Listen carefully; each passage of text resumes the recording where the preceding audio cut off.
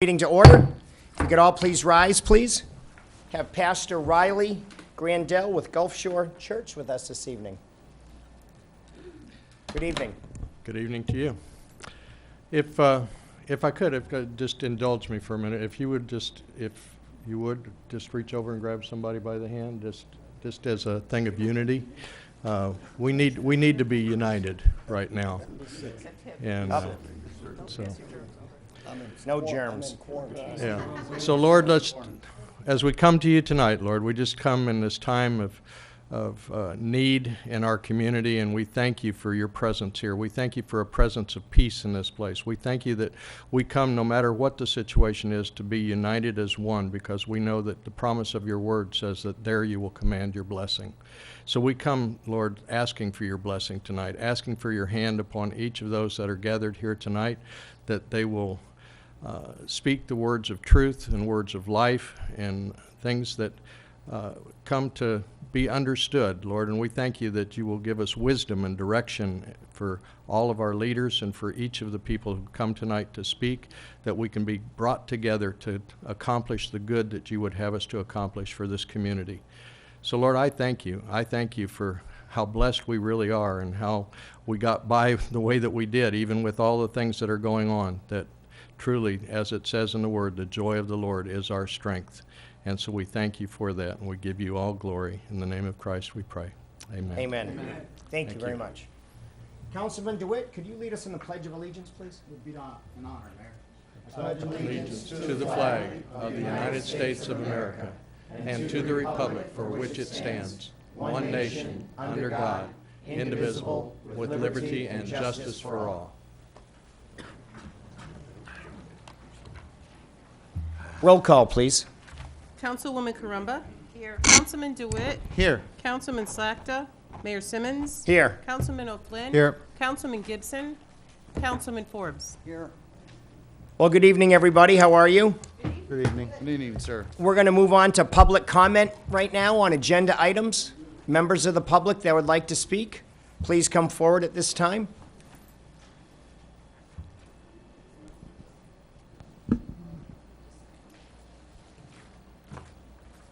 Good evening. Good evening. I'm Pete Schaefer. I've been a resident of Bonita Springs for 17 years. I live in Hawthorne, and I'd like to compliment the city on how quick the brush was picked up here after Irma hit us.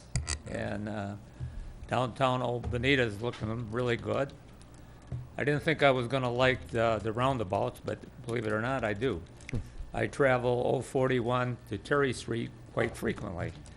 But one thing I did notice that there is a problem there with the pedestrians. A couple of days ago, my wife and I were leaving Hawthorne, coming down 41 to turn on Terry Street. Car in front of me, of course, I'm looking to the left. I see the car come in, and when I turn right there, he's stopped by the pedestrian crossing, and there's a little old lady with a baby buggy crossing. Now, if those flashers were red and were all four of those flashers started flashing when the pedestrian was to push the button, that would alert all the drivers coming in on Old 41 or even on Terry Street. All those crossings, especially during the school time, must be hard. Rather than yellow, they need to be red. I did draw up some sketches here, if you care to look at them later, or I'll leave them right here with. Thank you. And the traffic works really good in there, but the pedestrians do have a problem. I think you need to take a look at it.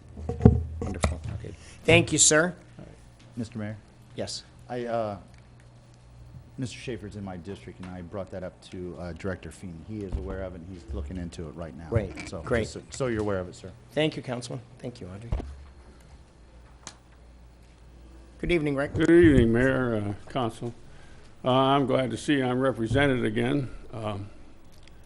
District 3 doesn't get much representation, but anyways, I want to thank the city of Bonita Springs. They're getting some of their roads, the horticulture debris off of Forester and off of the Hickory Boulevard, the north end, which is a city road.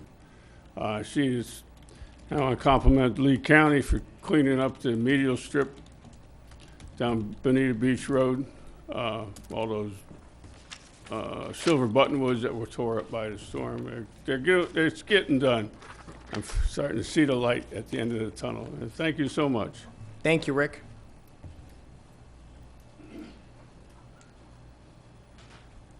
Good evening, Linda. Good evening. I'm Linda Schwartz.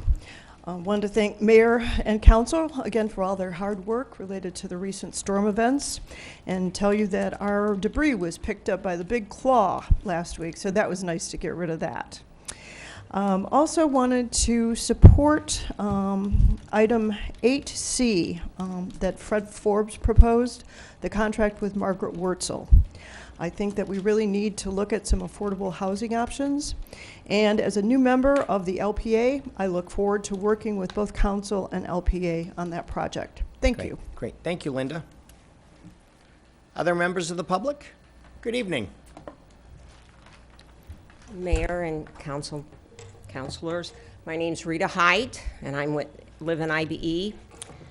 Thank you again for all your help, but I'm here for a different reason tonight. This pertains to Green Sheet 408. I'm happy to see that Bonita is looking into affordable housing for low-income people, women especially, and maybe families. If you'll indulge me just for a moment, I want to tell you a story about a home in St. Louis that was started by Mary Ryder, who was a union printer at the papers back during the Depression.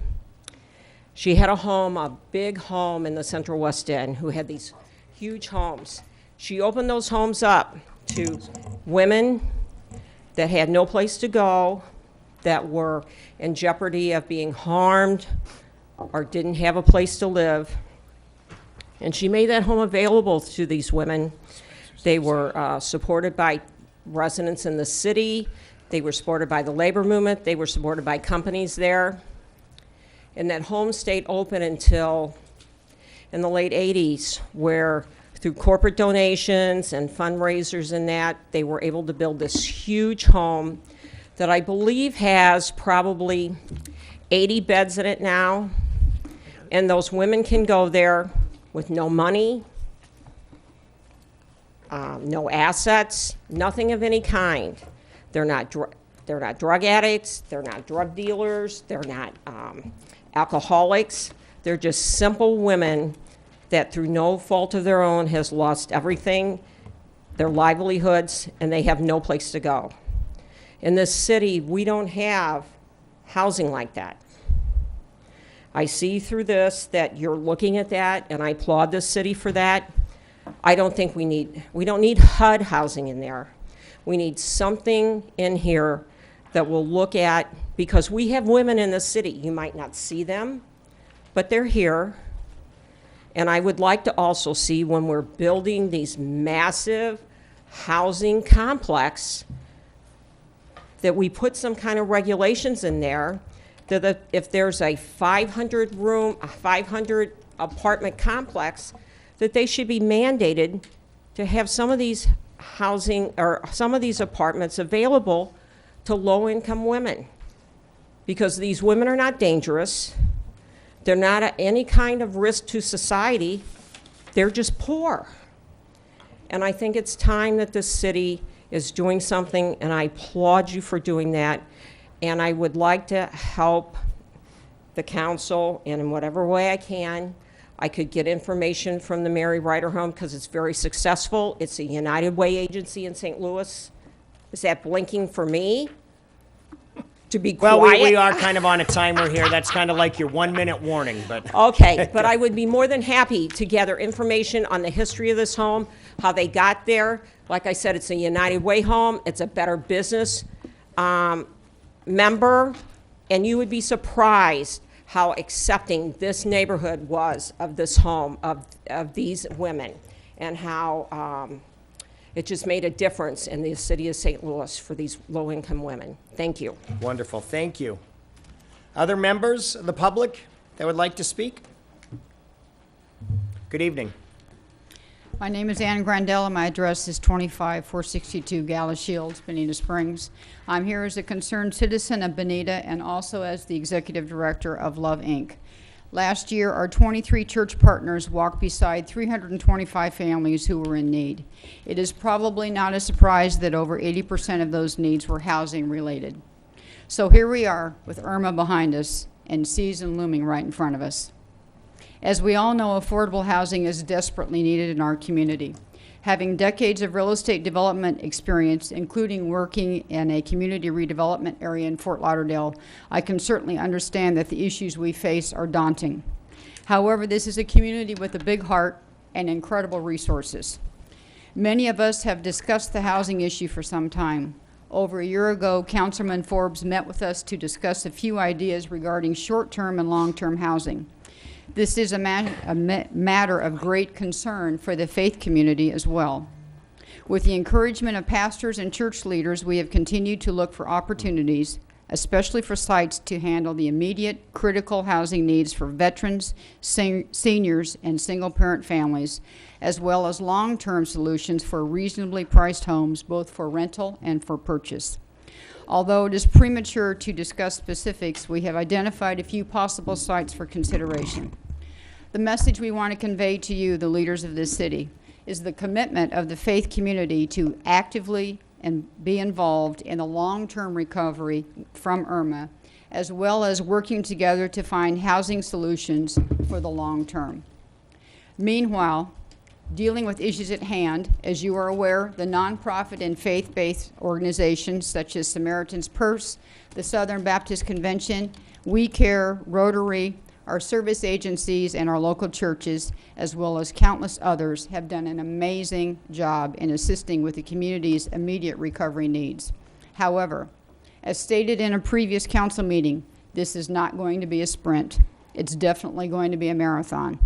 The churches in our community are actively involved and will continue to be actively involved in our long-term recovery process, walking beside families in our community until they are healthy and whole.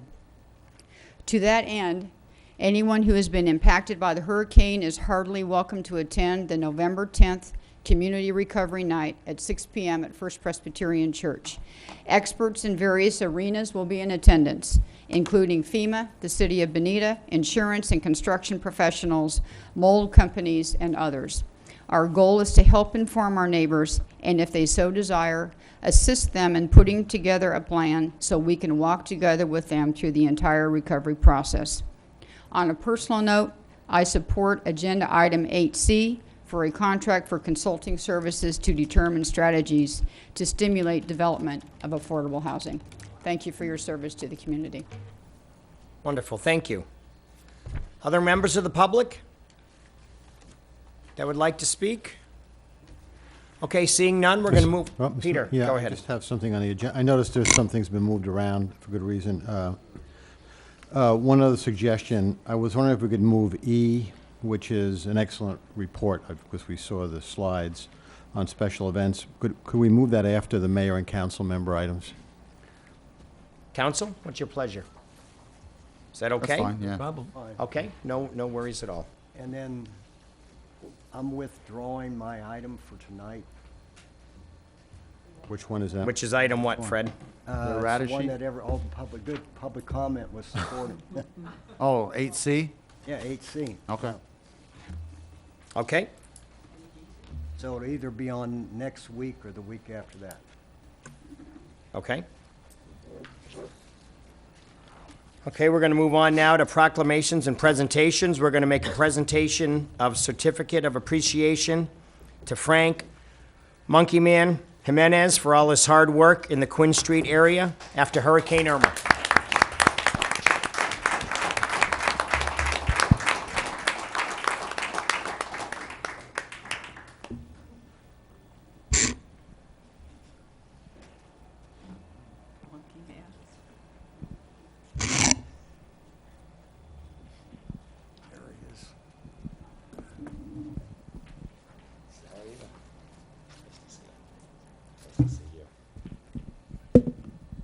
This is from the City of Bonita Springs, a certificate of appreciation presented to Frank Monkey Man Jimenez, for your outstanding hard work and service in the Quinn Street area after Hurricane Irma.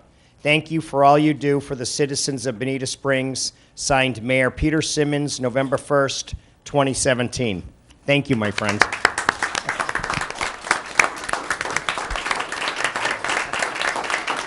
Thank you. Thank you.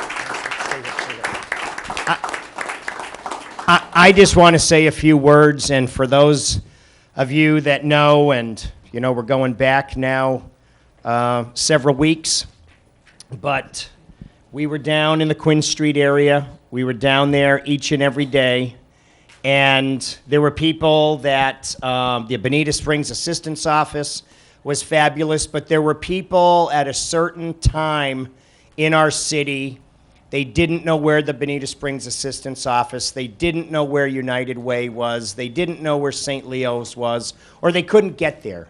And quite frankly, some of these people were on foot, some of these people were on bicycles, and Frank saw a need for people to not only get in and out of boats and get back and forth to their homes that had 3 and 4, some upwards of 5 feet of water in them in that area.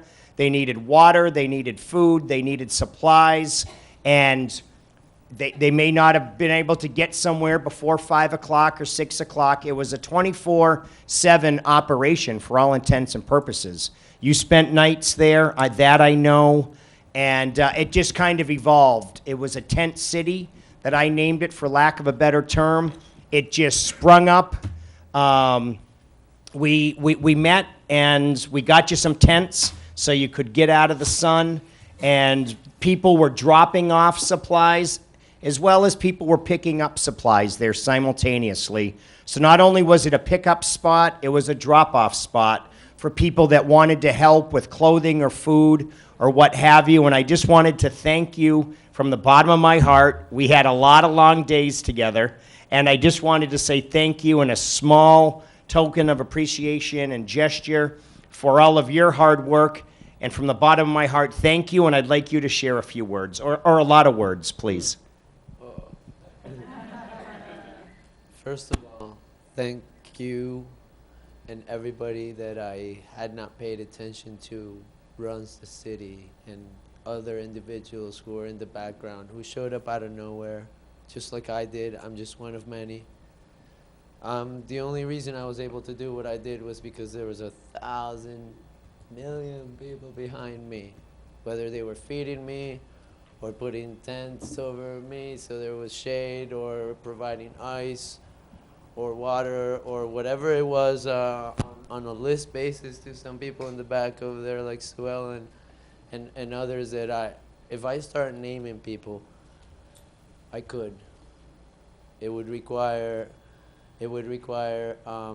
hours, and I have about a pile of cards this big of the million people that showed up from outer state, from out of the country, everyone else. But one thing is for sure, that I did not know that the man standing next to me was the mayor.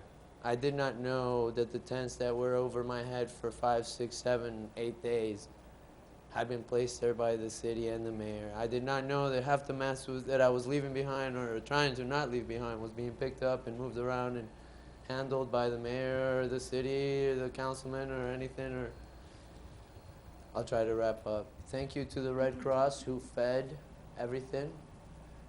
As a medical necessity, water, ice, and food was provided and delivered, whether it was in jeeps, trucks, boats, canoes, bicycles, walking. It was done.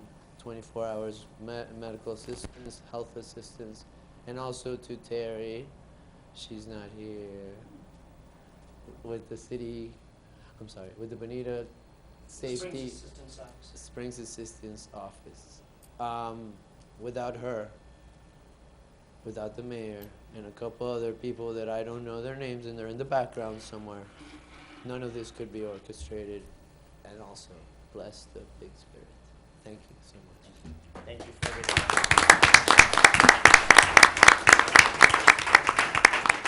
One last thing. There's a man back there, Mr. Dillon. He's my left hand. He's my left hand because he has a heart, and the left hand is closest to the heart. I needed him out there. My wife is not here. She gave us their all. Mr. Pete is not here. He gave us his all and a million others. Thank you so much. This is also yours, brother. This is yours.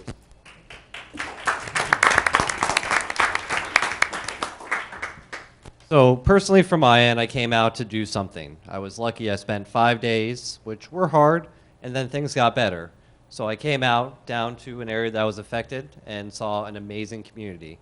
I thought it'd be 2 days, maybe. We did 2 days of the Navy, and it became the greatest 17-day journey of my life. So thanks to Sue Ellen as well. The neighborhood, you guys have given me more than I gave. I just showed up and moved things from one spot to another. So thank you. Absolutely. Thank you very much.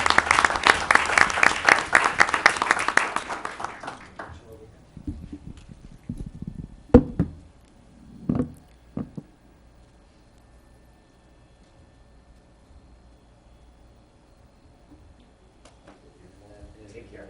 God bless you guys. Take care. Thank you. Thanks a lot. We got filled flood with the South Water Management.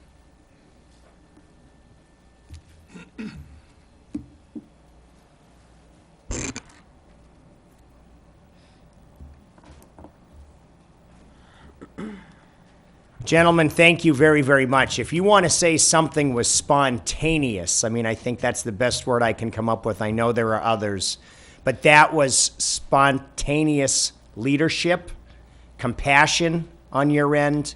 That just happened. Thank you, and God bless you for what you did.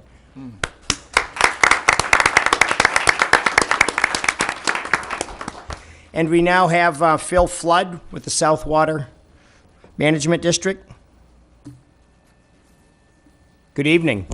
Good evening, Mayor, council members. Thanks so much for having me. It seems like it's been a while since I've been down here speaking to the council. I feel like I was down here about every other day shortly after the storm, meeting with Carl and Matt, talking about recovery efforts and sitting down with several of y'all in some of your town meetings that you had over here. So, and I tell you, the city is to be commended. The work that they did, everybody just really came together. I saw so many of y'all out in the field, out and about, and it seemed like you guys were always out there doing something for the community. So, I just want to remind everybody, since the storms of the 90s, the flooding we had back in the 90s, there was a lot of work that was done. The crew lands were proposed for acquisition, and the district has bought over 25,000 acres of land out there.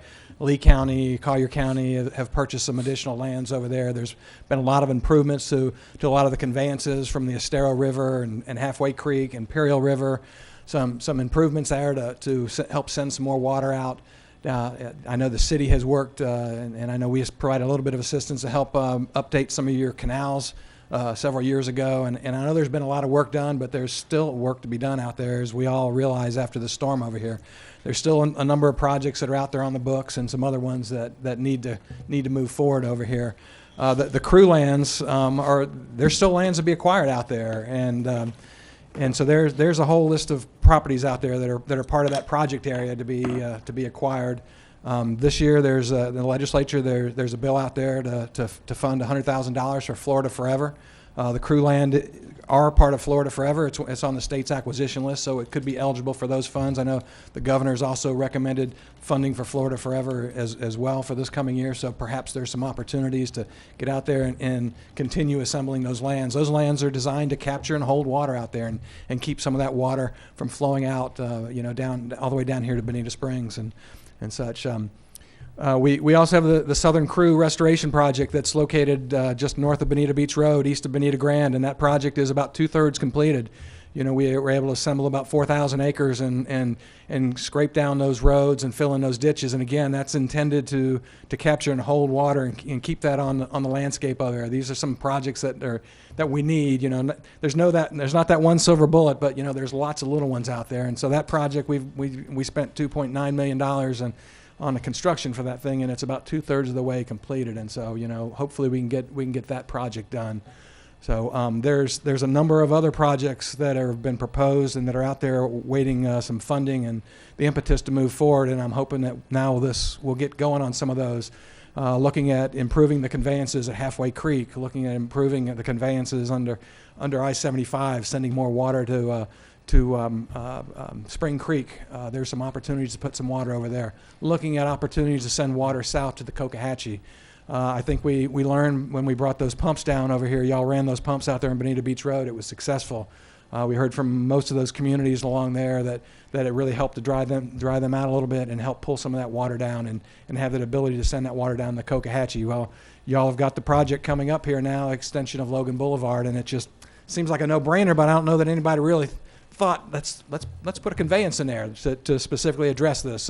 So there's a project right there that we really desperately need to think about putting on the books and getting going on that. So, you know, we both the city and Lee County are both embarking on studies that are going to be identifying short and long-term projects to be done out here to address flood control issues, and we as a district have committed to provide assistance where we can on that.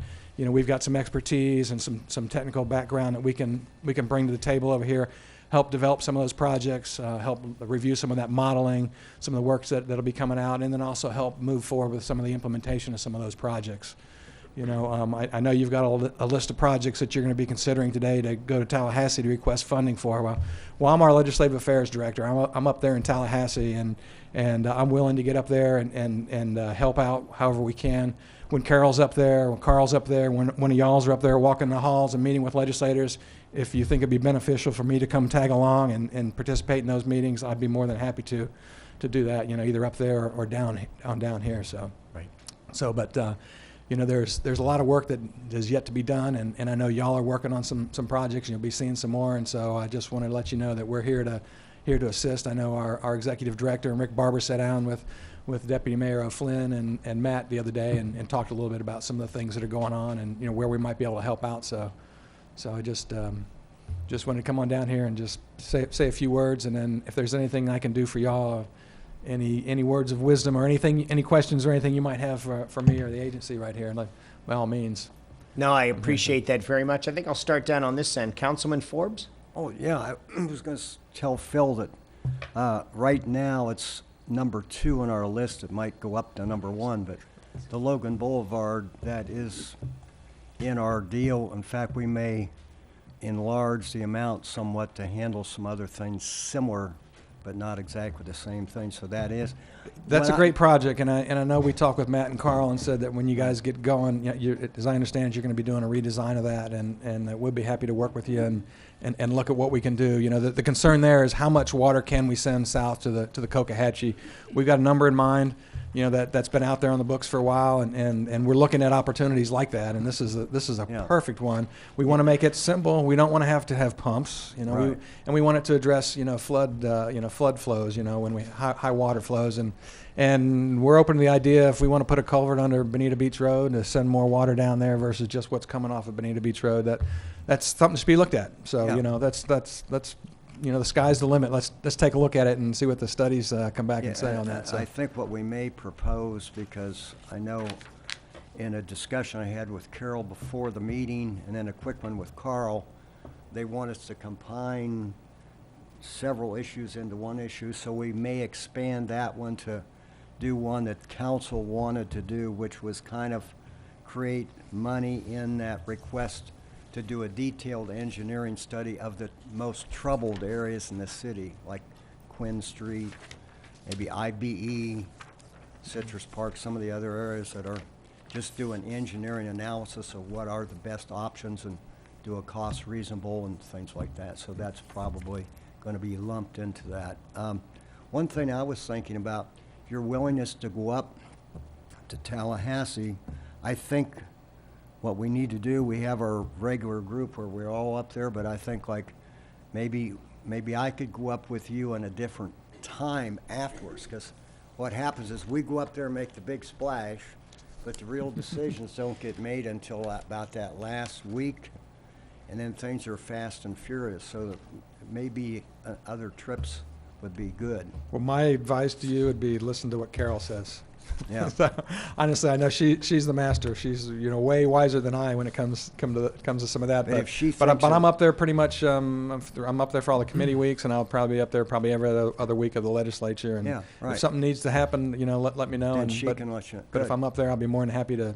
And we look forward to working with you. What we're hoping to do is, we're going to try and go and be represented more at the main meetings on the East Coast.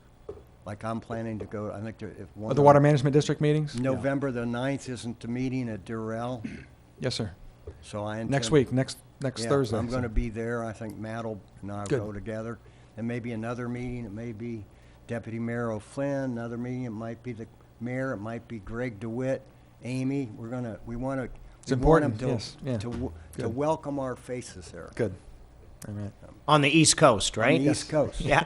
And we try to usually probably every other year we get over here and have a meeting on the West Coast, and so Yeah, but we so- think, Every other year. Yeah. Oh my goodness. Well, Thank you. we cover we cover a 16 county area. I think, We We're have a honored, 16 sir. county area. We only have 12 meetings a year, so. we've invested a lot of money and we believe it has good returns, but we want to see more of our investment being returned back to Bonita Sure. projects. So. Good. Wonderful. Good. Thanks, Fred. Anything else? Mike? No, just mainly thanks, and anything you can do, your influence to help us out to resolve these flooding issues that we've been having would be a great help. Thanks. Peter? Yeah, I wanted to thank Phil and Rick particularly for setting up the meeting with Ernie Marks. I think it was a very good, for me, first meeting. One thing I've been impressed about, and said this at the meeting, is that when the Water Management District wants to get something done, they have a real can-do spirit. And that can-do spirit has led to big flood mitigation projects throughout the district. Down in unincorporated Miami-Dade, we talked about, up by Clewiston, et cetera. So really looking forward to next steps of really working together to, everybody always says you can't solve this thing. Well, we can do a heck of a lot. Particularly interested, we talked about water storage, which has been in the playbook for the Water Management District. Another thing I thought was intriguing was that the notion of an interlocal agreement with respect to our so-called natural systems here, which was mentioned by Lee County at that meeting as well. So to me, that was an important takeaway. The notion being that you all have interlocal agreements for maintenance of the constructed systems through, I assume, throughout the district. I know you have it in Collier County.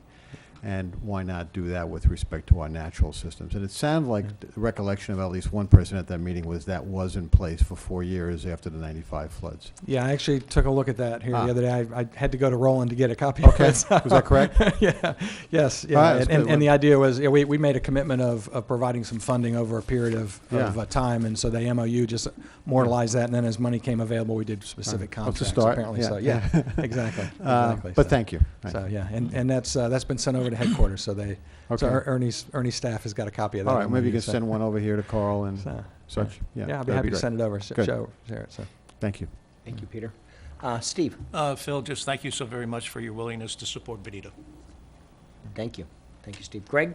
I just want to thank Phil for offering to go up to Tallahassee and go to those meetings with us. And also, talk to your bosses a little bit. You should have a letter about the surplus lands, about not getting rid of them or donating to the city for water projects.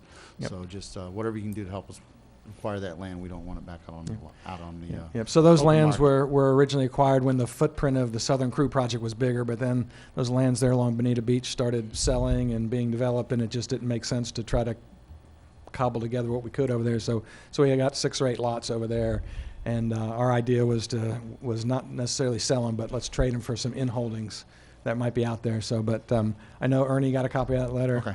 The deputy mayor, I think you gave him a copy of that there at that meeting. He earlier. actually asked So for he's it. aware, and Yeah. it's not high on our list. We did a surplus. We did an evaluation about 2 years ago of all of our lands and looked at what do we own? How much of that is still needed for projects? You know, because there's issues that come up. For one reason or another, you can't get a permit or something. The project gets modified, and so we targeted those properties that were marketable and that we could, you know, made sense to kind of get rid of, and so that those few little small parcels, they're only about 2 to 3 acres a piece. I think they're pretty far down on the list, so they're not a high priority for us to get rid of. But it's on our radar now, so you know our board will ultimately have to make that decision. But Rick's aware of it, so I so that's appreciate good. anything you can do for that Certainly. also. Thank you, Greg. Amy? I too would just like to thank you for your efforts and for your pledge of cooperation with us. And I was very pleased to hear you say that there is a multiplicity of projects that need to be done. There are no silver bullets here. That's what this council and the city is known for a while, but it's become so much more apparent. So we are going to need to work with you and have you help us to help us with the engineering parts of these kinds of projects and identifying, and as we have to work cooperatively with Lee County and the federal government and the state, because we certainly can't do it alone. Yep.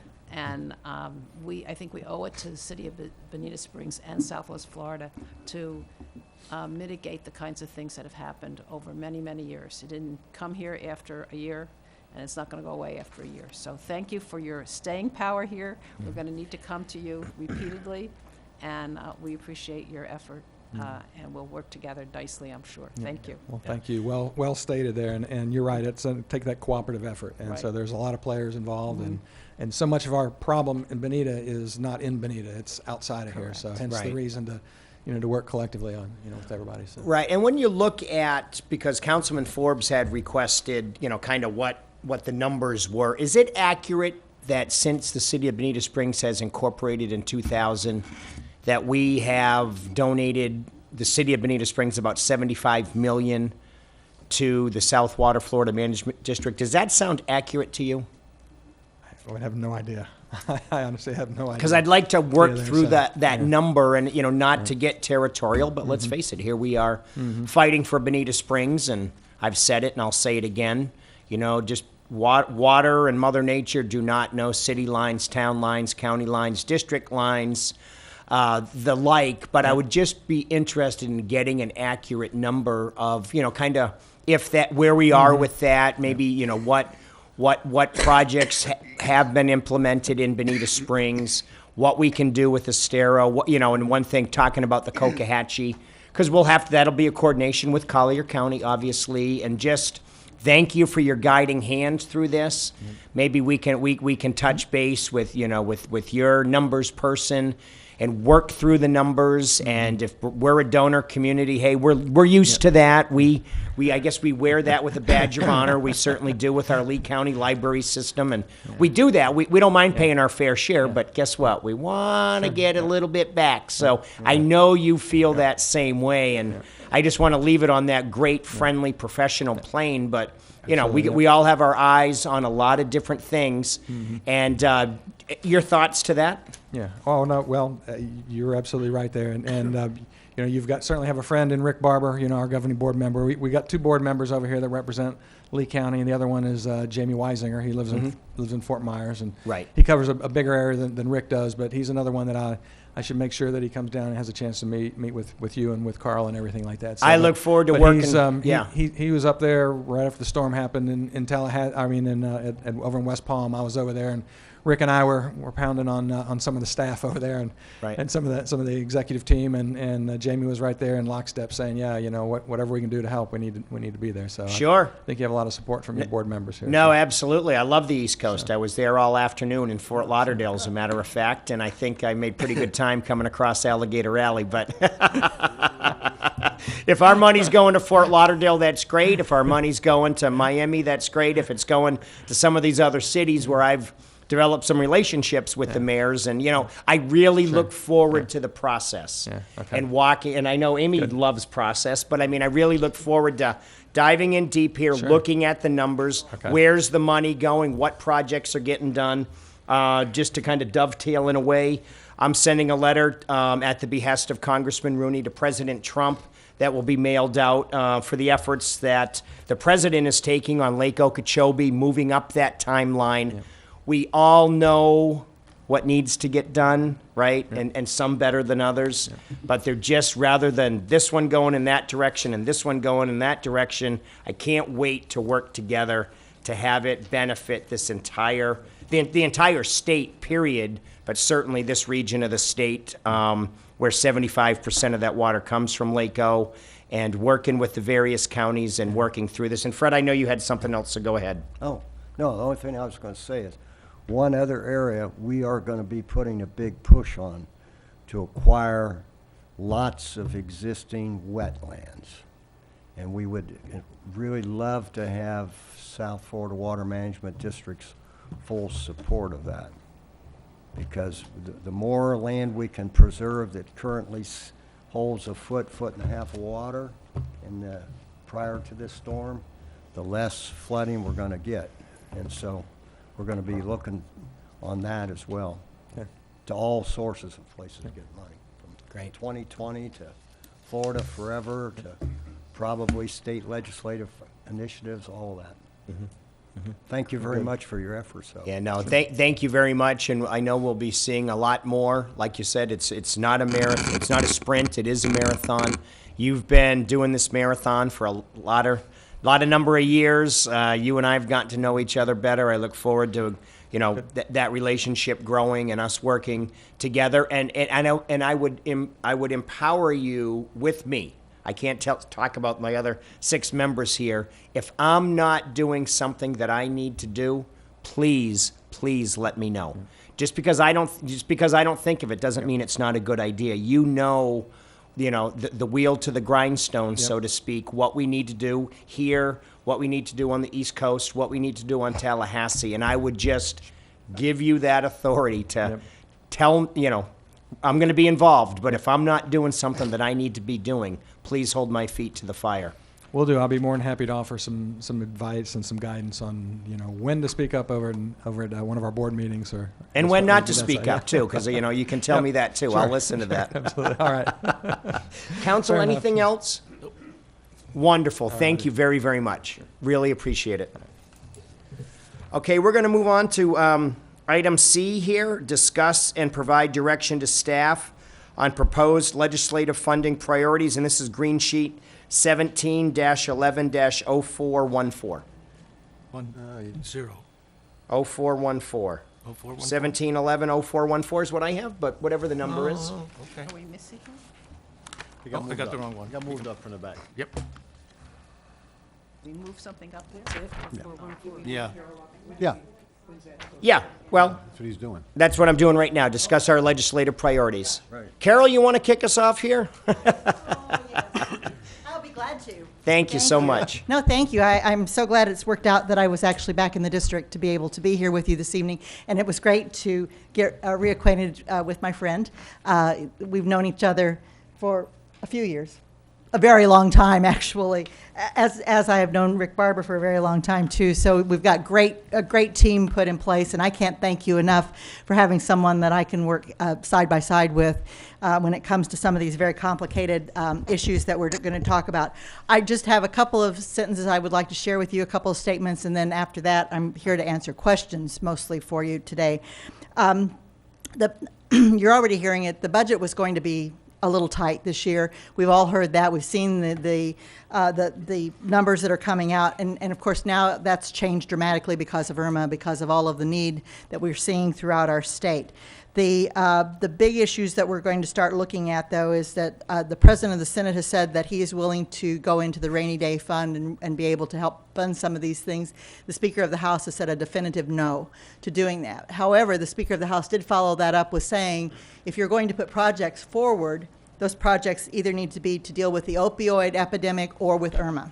So because of that, that goes into our planning as far as anything that we're looking at here in regards to the city. I have had the opportunity, and I'll share with you a little bit of what I've been doing already with this, because even though we don't have that definitive plan that I've got in my hand, we've had a little bit of a skeleton of it, if you will. So I took it upon myself to go ahead and start meeting and start letting our delegation know. I know the mayor spoke before the entire delegation when they were here a couple weeks ago and had an opportunity to do that. Along with that, the mayor and I have also met with Leader Rodriguez in his office and with his staff. So we did have a chance to do that. That was pretty early on. When things were pretty raw, I think your shoes were even damp that day Right. when you were there. Along with that, in Tallahassee, I've been able to get the drone pictures that you had that were taken, the drone footage, in the hands of the staff for our delegation, also in the hands of the select committee, too, with Chairman Nunez. I sat with Chairman Nunez with the select committee on hurricane response and preparedness in her office with my iPad, with pictures, and we went through all of those too. Not that she needed to be reminded. She did make a trip over here. She was at the Emergency Management Center, but she needed to know more about what happened in Bonita. So I took those pictures and sat down with her, and she was gracious enough to give me some time to go through all of those. I also have in Tallahassee met again with Leader Rodriguez, met again with Chairman Caldwell, met again with Senator Pasadomo's staff, making sure that they all understand that we are going to be coming forward with plans, but that we really needed some expert advice as far as what to do. We didn't want to just throw money at the wall and say, well, we think this might work. And I think that talking about there's no one silver bullet is a really good way to approach that. So they are all under the impression right now that we are going to be coming forward with more than one ask, that we're going to come forward with a plan. That being said, I would also share with you that time is running very quickly. And I can tell you that we're already starting to see appropriations committees are already starting to hear appropriation bills next week. They're already showing up on the calendar, so that will tell you that you may see some artificial, if you will, dates that say, okay, this is our drop-dead date. I can tell you our drop-dead date is like now. Because, and in fact, I actually saw Leader Rodriguez at lunch today. He was speaking to the Tiger Bay Club down here on medical marijuana, and so I happened to be able to sit with him, and we talked a little bit, and his staff, and we talked a little bit, and the last thing he said to me before he left, because I shared with him I was coming this evening, he said, we need this as soon as possible, and this is the reason why. I know that they've come out and they've said, okay, our drop-dead date, if you will, is the 14th of November for the House. But he said, and I know this for a fact because it's been happening already, what we're going to do is we're going to take the information to them on the forms that we need to fill out. Once we do that, that form will then go it'll go to the staff, it'll go to the drafting staff. The drafting staff then has been calling back and going, okay, we need more information, and then we go back and forth and back and forth and back and forth. This takes a little time. This is not something that we can do in a couple of hours because they have tremendous amount of these coming in now. As of today, early today, there were about 70 projects already being asked for to the tune of close to $60 million. That's just the ones that we're able to see yet that start hung up in drafting. So I just caution you all. I know that you've put it on your agenda again. I know you've been talking about it. I know with Mr. Flood and the folks there, you've been talking about what we really, really, really need to do to make this better. And so I think that those are the things that I'm here to share with you this evening and answer questions in that regard to any thoughts that you might have so that we can do what we can best do to get the process moving along in an expeditious manner. That being said, I'm more than glad to address any questions, concerns, give you my best guess advice. No, absolutely. Amy? Just to get it clear, we haven't proposed these at all to them. We just have a general thinking that something is coming and we Yes, haven't ma'am. done it. Yeah.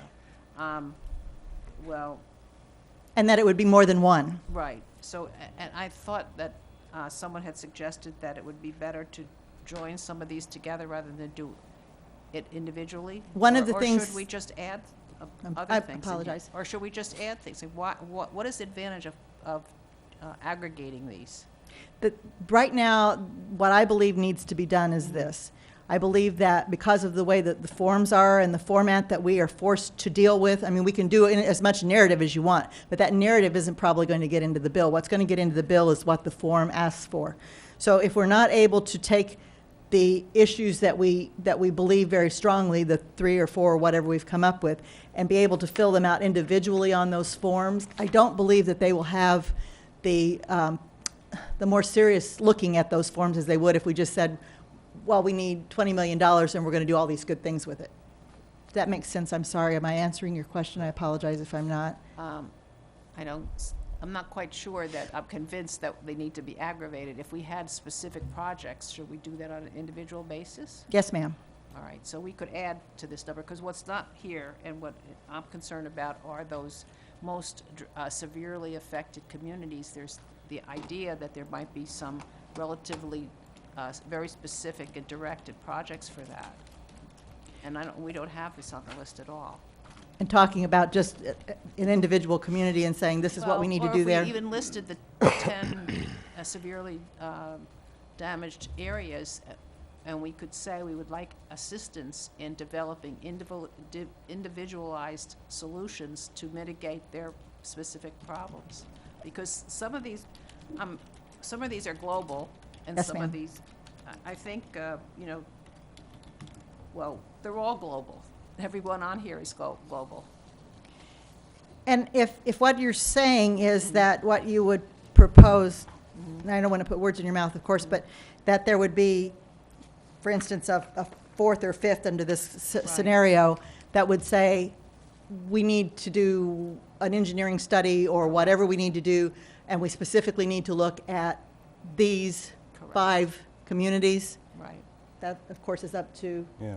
to you, but I, you know, that may be something that really would fall into being number 5. Because I think Councilman Forbes suggested that we should include that kind of individualized program with the Logan Boulevard thing, but it seems to me like it would make more sense to keep them separate because it's sort of a different project or focus. But the rest of, you know, others can respond to that. Maybe Arlene or Carl or Matt or somebody could suggest whether that makes sense to do that or whether we're ready to do that. I can tell you, I don't have any problem with what I believe you're saying to do as far as adding a 5th project, if you're wanting my advice on this, which I think you are, adding that 5th project with that being the fact that you needed the monies to do the engineering study to figure out what you needed to do with these certain different communities. Well, I think if I might respond, Mr. Mayor. Yeah, absolutely. So we've put these together probably as specifically as we can right now. And I've talked to Carol, and she's okay with the format that we have here. And of course, filling out the paperwork is going to be a challenge, but we will do that. I don't know that it makes a difference. I mean, again, it's like Carol said, if council wants to add the suggestion of looking at the individual hardest hit communities, as Councilmember Forbes had mentioned, that can certainly be done as another item if you wish. Absolutely. Fred? I want to make sure Amy's. All I'm saying is we don't have it in here at all. But it can be added tonight, right now. Correct. what I'm Yeah. And it also applies to the Pine Lake Preserve because we already have a specific project suggested there. Why is that lumped in with the acquisition of the retention lands? I mean, is that an improvement or? I think that's the question I think that you were trying to ask Amy. Is it better to lump them like we're Yeah. doing on number 3 with Pine Lake Preserve and DRGR? Right. Or is it more beneficial to list each one and have 8 projects to the tune of 35 million or 2 projects to the tune of 35 million? From what I'm understanding from you, they're not going to look at the individual, they're not going to scratch too much under the surface of what each project is. They may see a big number and get scared away. What I Or would what tell is it? you is that Sorry. what we do have to do is we do have to keep in mind, as Carl just alluded to, the forms that we have are very restrictive in the kind of explanation that we can give. We can do as much narrative as you want to, but the forms are going to dictate some of that because if the questions aren't answered correctly, then it's going to keep getting it thrown back to us to get more information and scratch deeper to get that information. So I think the forms are really what's dictating it more, from my way of looking at it, than what we're looking at here with number 3, which is a little bigger bubble, if you will, than what the other 2 are. But I'm not suggesting that you should shy away from the suggestion of having, in this case, it'd be a 5th one that would get into the engineering studies and all of that thing with the different communities that are listed.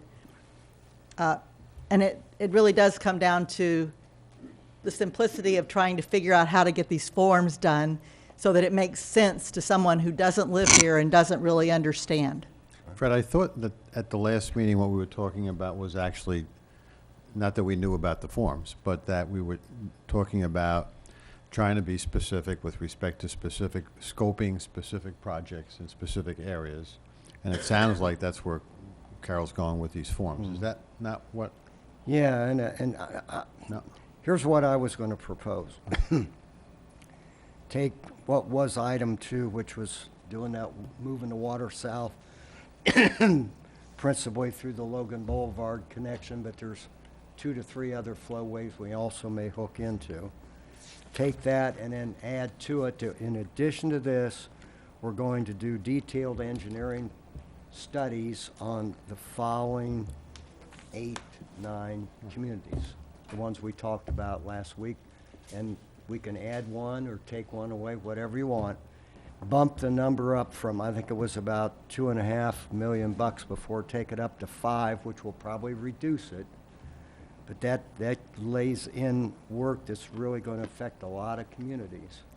And then take that one that was called pull and snag or snag and pull, get the snag and pull out and call it culvert inventory and upgrading. You could make that 2 million, you could make it whatever number you want. And then the third item that we ought to go for is acquisition of wetlands for further conservation.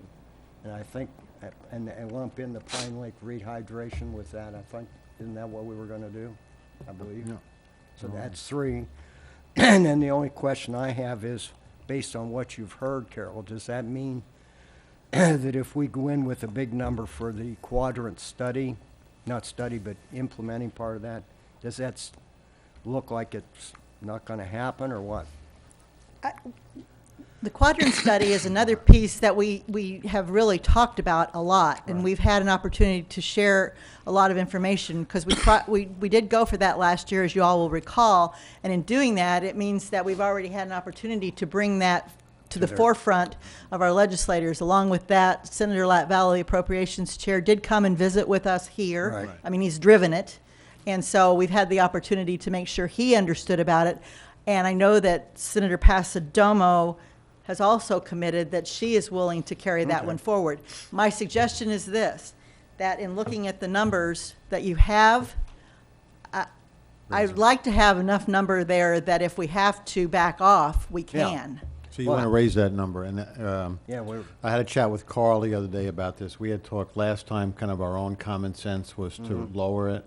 I talked to Carl, talked to Carol, and our common sense is not good sense. Carol's view is raise it, and I agree with that. Especially since it's something we've already started working Right. on, because it's something that everybody that I have talked to there that's in a position of power to help us Right, they're ready has to- committed to doing it. Right. Now, that doesn't mean that they've signed their name on the dotted line. However, it does mean that it's not an issue that they're not familiar with, especially considering the fact that Chairman Latvala actually was here and actually drove the area recently, and I know that the mayor was kind enough to spend a little time with him too, so we did have an opportunity to do that. So I would never back away from that. I would also add that Leader Rodriguez, when the mayor and I met with Leader Rodriguez, and it came up during that meeting about what we really were seeing that we needed to do, I specifically asked him about the quadrant plan, and he said, go ahead and fill it out. Yeah, you don't have to convince me. So, Yeah. Carl, what do you want to make it? So, right now in front of you, you've got a proposed request of $5.25 million from the state with a $4.25 million match from the city. I did lower that match by $1 million because we've purchased property since then. Right. I'd recommend that we go up to 11.25 Right. for the state request, Okay. plus that $4.25 million match from the city, and that'll get you to your new number. Okay. No, I'm fine. That's I so- was sounds put a 1 in comfortable front of with it. That gives you, well, that gives you 4 items, and My question back to Carol, go ahead, Carl, I'm sorry. Well, no, I'm sorry. No. Let me just suggest something on the short list of, the relatively short list for flooding improvements here. So if you take a look at number 1, it's about inspection and improvements of current systems. Right. All right? You take a look at number 2, the theme there is construction of new conveyance systems or majorly restored existing systems. If you take a look at number 3, it's about land acquisition, okay? Except for Pine Lake Preserve, which is kind of a different thing. Right. We could separate that away if council felt comfortable and if Carol thought that would be okay. That was my question. But then I was going to go to the next one, which is the detailed engineering studies, to me, is another different theme, a different type of project. And you might want to separate that one away as well, so that you've got, and I don't know if this is too many now, Carol, but I'm okay. you'll end up with 5 that are going to be storm and flood related, and then you'll have the quadrant plan. Which is still storm and flood related because of the fact that it's evacuation Evacuation route. Correct. Which is where we were at our last meeting. Right. I do have one suggestion or one comment. If we're worried about the numbers, could we move Pine Lake Preserve up into number 1 where it talks about existing lands, existing culverts, because that's an existing project that we have, again, carried water last year with. Talked about it last year Right. on that, just like we Yes, did we with have. the We filed quadrant it study. last year. So would it, I guess my question is when we're going to piggyback something, should it be with like and kind? Because they're not, let's use number 3 if we left it as is. They're not going to say, oh, we've heard about the Pine Lake Preserve. We'll peel that out, but we're not going to do anything with the acquisition of land. I don't think that they'll get that detailed. They'll just say yes or no on, let's say, 3. What I'm a little confused about is, I think Carol was telling us it's going to come down to these forms and what's in the forms and the specifics of what are in the forms. That's what, at the end of the day, I was looking for Matt. Matt Feeney can tell you that those forms, All right, no, so they at the just end of the- absolutely pull at your the end hair of the out. day- well, fine, but at the Yeah. end of the day, that's what they're going to be looking at. Absolutely. So, And that's why I was thinking this like is and kinda- kind. That's why I was trying to think well, like no, and but I mean, this kind. is almost, is this not that important a discussion. I mean, the Right. real issue is Put 'em the where it fits specifics of best. what's going in those forms. Is that right? Yes. Okay. Yeah. How's that for an answer? Yes, that's a definitive answer. Why don't we just get the forms done? Well, that's what I was going to say. I'm in favor of having some flexibility for how we group these, but my uninformed opinion is that it's better to keep it simple and like. They want them in You know, the more simple it is, you can fill out the forms. You put all this stuff in there, how do you answer the questions? Because they're not doing the same thing. But I still want a strong presence in regard to addressing the relatively short-term mitigation for the most severely hit neighborhoods. That, I think, is really important. Not that I'm against long-term solutions, but I think we need to move forward with that. Well, and I agree with Amy, but I think that's where it's going to come down to either Carol Right. or us going up there preaching that to the legislatures and saying, this is what we need short term, this is what we really need long term. Right. And I just want to kind of dive in here for a second. Last year on the quadrant study, before the hurricane, before the priorities were what they were, Right. we were told, and help me with this, Carol, the answer was no, but the answer was no because we didn't have, for lack of a better term, it wasn't shovel-ready, or it was in the design phase, or it was in the engineering phase, or it was in the pipeline phase. You know what I'm trying to say. I don't want to repeat that this year. Absolutely, and last year there was more to it even than that, sir. What actually was happening there too was we were having to address concerns that had arisen from prior years when we had talked about going forward with that, and then we backed out from going with that because of the flyover and those types of things. The staff up there had long enough memory to actually make the phone call and say, wait a minute, you said you weren't going to do this, and now you're going to do this, and are you really going to do this, and is this a real project or not? So that played into it too, that along with the fact then they're saying, okay, well, if you haven't already got some skin in the game here to the point of where you've already done something, which I know Carl and I've had this conversation too, to make sure that this year when we went back, we had done that. So that was another piece to that. And Monday, I'm going to meet with Secretary Nandum. I knew you'd had that set up, Yeah, sir. I knew, yeah, and I figured right. the storm probably changed that That's what around a happened. little bit. That's what happened. Yeah. I can also tell you the other thing that's really important here is the fact that once we get all of this all done and we actually start meeting with the legislators, which I have a meeting, I know, with Senator Pasadoma on Wednesday, need to start taking their temperature too to see, you know, are they going to be comfortable with all of this? Now, what I would suggest is the forms are the forms. But the important part to that too is the addendum being the narrative that helps her and her staff to Right. understand that the form says this, here's the reality of what this will do for us. And I think we need work on that narrative. You know, we have these numbers now that show that on the FEMA numbers, we're 50-some-odd% of the total damage of Lee County. But I do think we need more work on putting our best foot forward accurately in terms of how severe the numbers and the damage was in Bonita Springs. And I think that, you know, being able to already start, which Right. I have done, and I know that some of you have, and I know the mayor has too, start with showing pictures and saying this is what's really going on. Right. I know that the map, I think the map that we have here, which I carry with me all the time, shows it too. It shows exactly the path of the storm. For those people who may not know where Bonita Springs is, guess what? I can show Keep it them. simple. Yeah. Yeah, but that's, you know, some people are just visual people. So So to beat a dead horse a little bit further, how do we not make the mistake, I'm going to call it a mistake, but from last year, where we weren't at a stage in that project where the legislature would say, okay, it's time for funding? You know, how do we In regard to the improve upon quadrant? that, correct, in- this year? Yeah, Fred. Well, one thing I think that'll be helpful is Matt is ready, subject to Audrey's review of the RFP, to put a design through construction contract out for advertisement to get the engineering firm for the project. So by the time that they're in the committees and all that, we can say we're almost ready to ink the contract or whatever, so that's a plus. We weren't even near at that last time. I think that's a very good point, because the And then I think PD&E Deputy Mayor visiting with the Secretary of District 1 is another thing.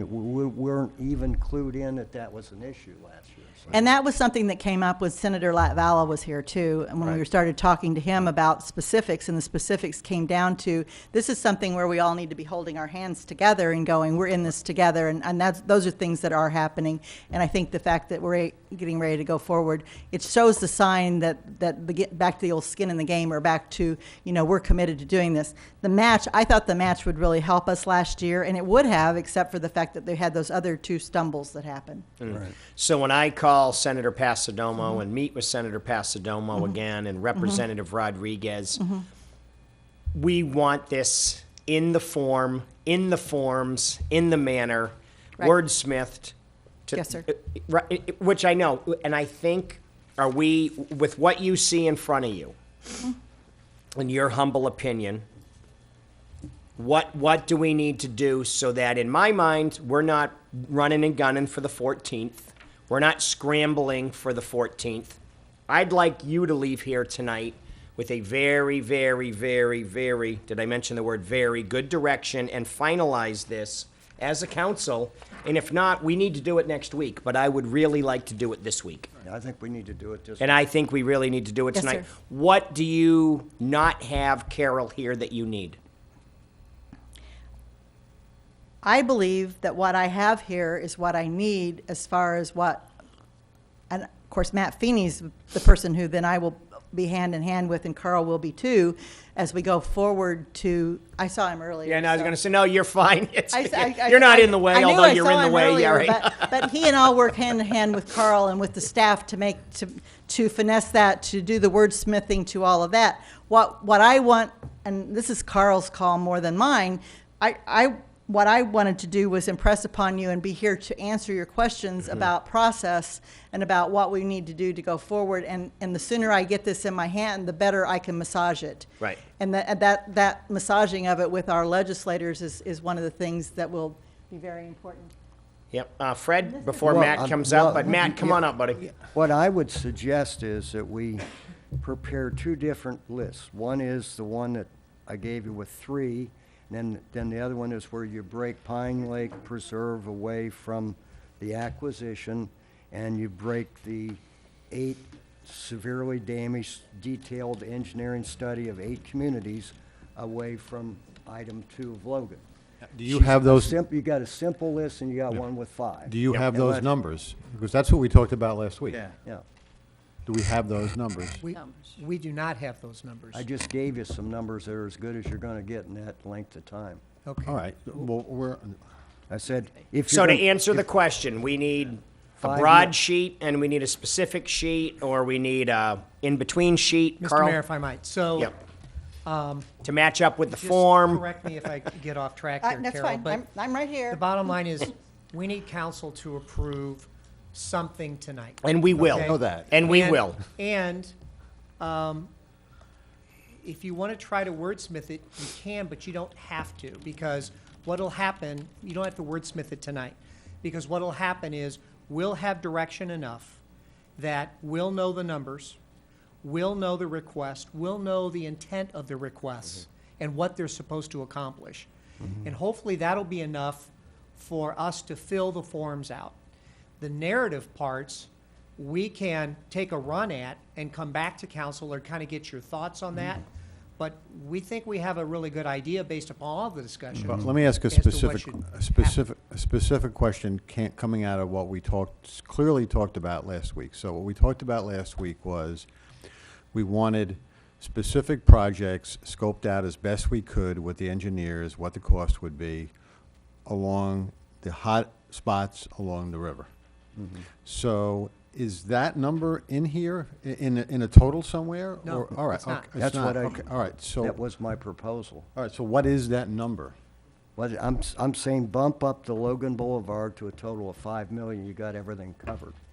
If Bump you up want- and Logan if- to- Okay, Logan Boulevard, 7.35 right now, right? I don't understand. Logan's now 7 point, oh, Logan part is. Yeah. Logan's Logan at Park. 3.15 right now. Yeah. And you want to take it to, To 5, and we'll probably come down from that, but But how can that be right, Fred? What I'm getting at is, we're talking about, as best we can, individual fixes along the river. So you're saying all of that is 1 no, that's the studies. That's 6.5 not buying, or that's not 7.5? buying any fixes. That's the studies with what you call a semi-PDE solution for those areas. Oh, well, let's drill down on that.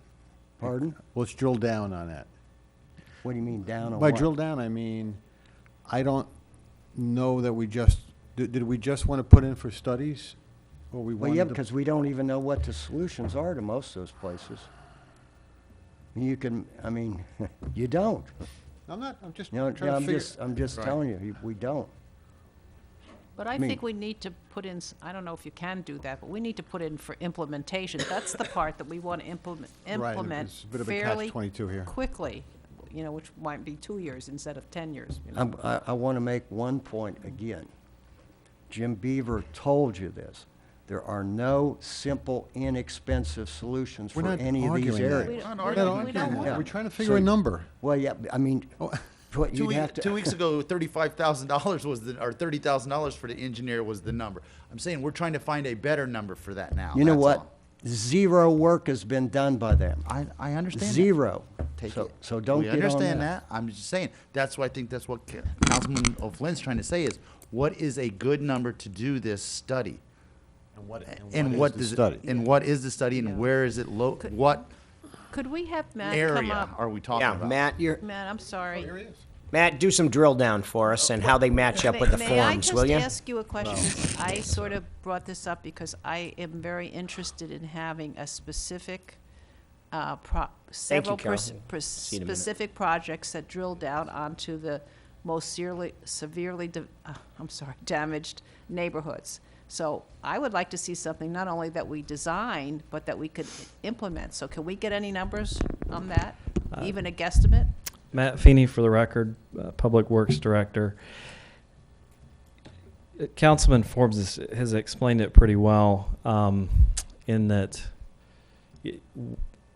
to get to a project, you've got to have Jim Beaver pointed out, which he hasn't really come to any direct solutions in those hard-hit areas. I think that was what he articulated the other meeting. And the engineers have to put a number to it. So they have been tasked by Jim to put some numbers for how to bring street networks up to speed, but those are a little more complicated.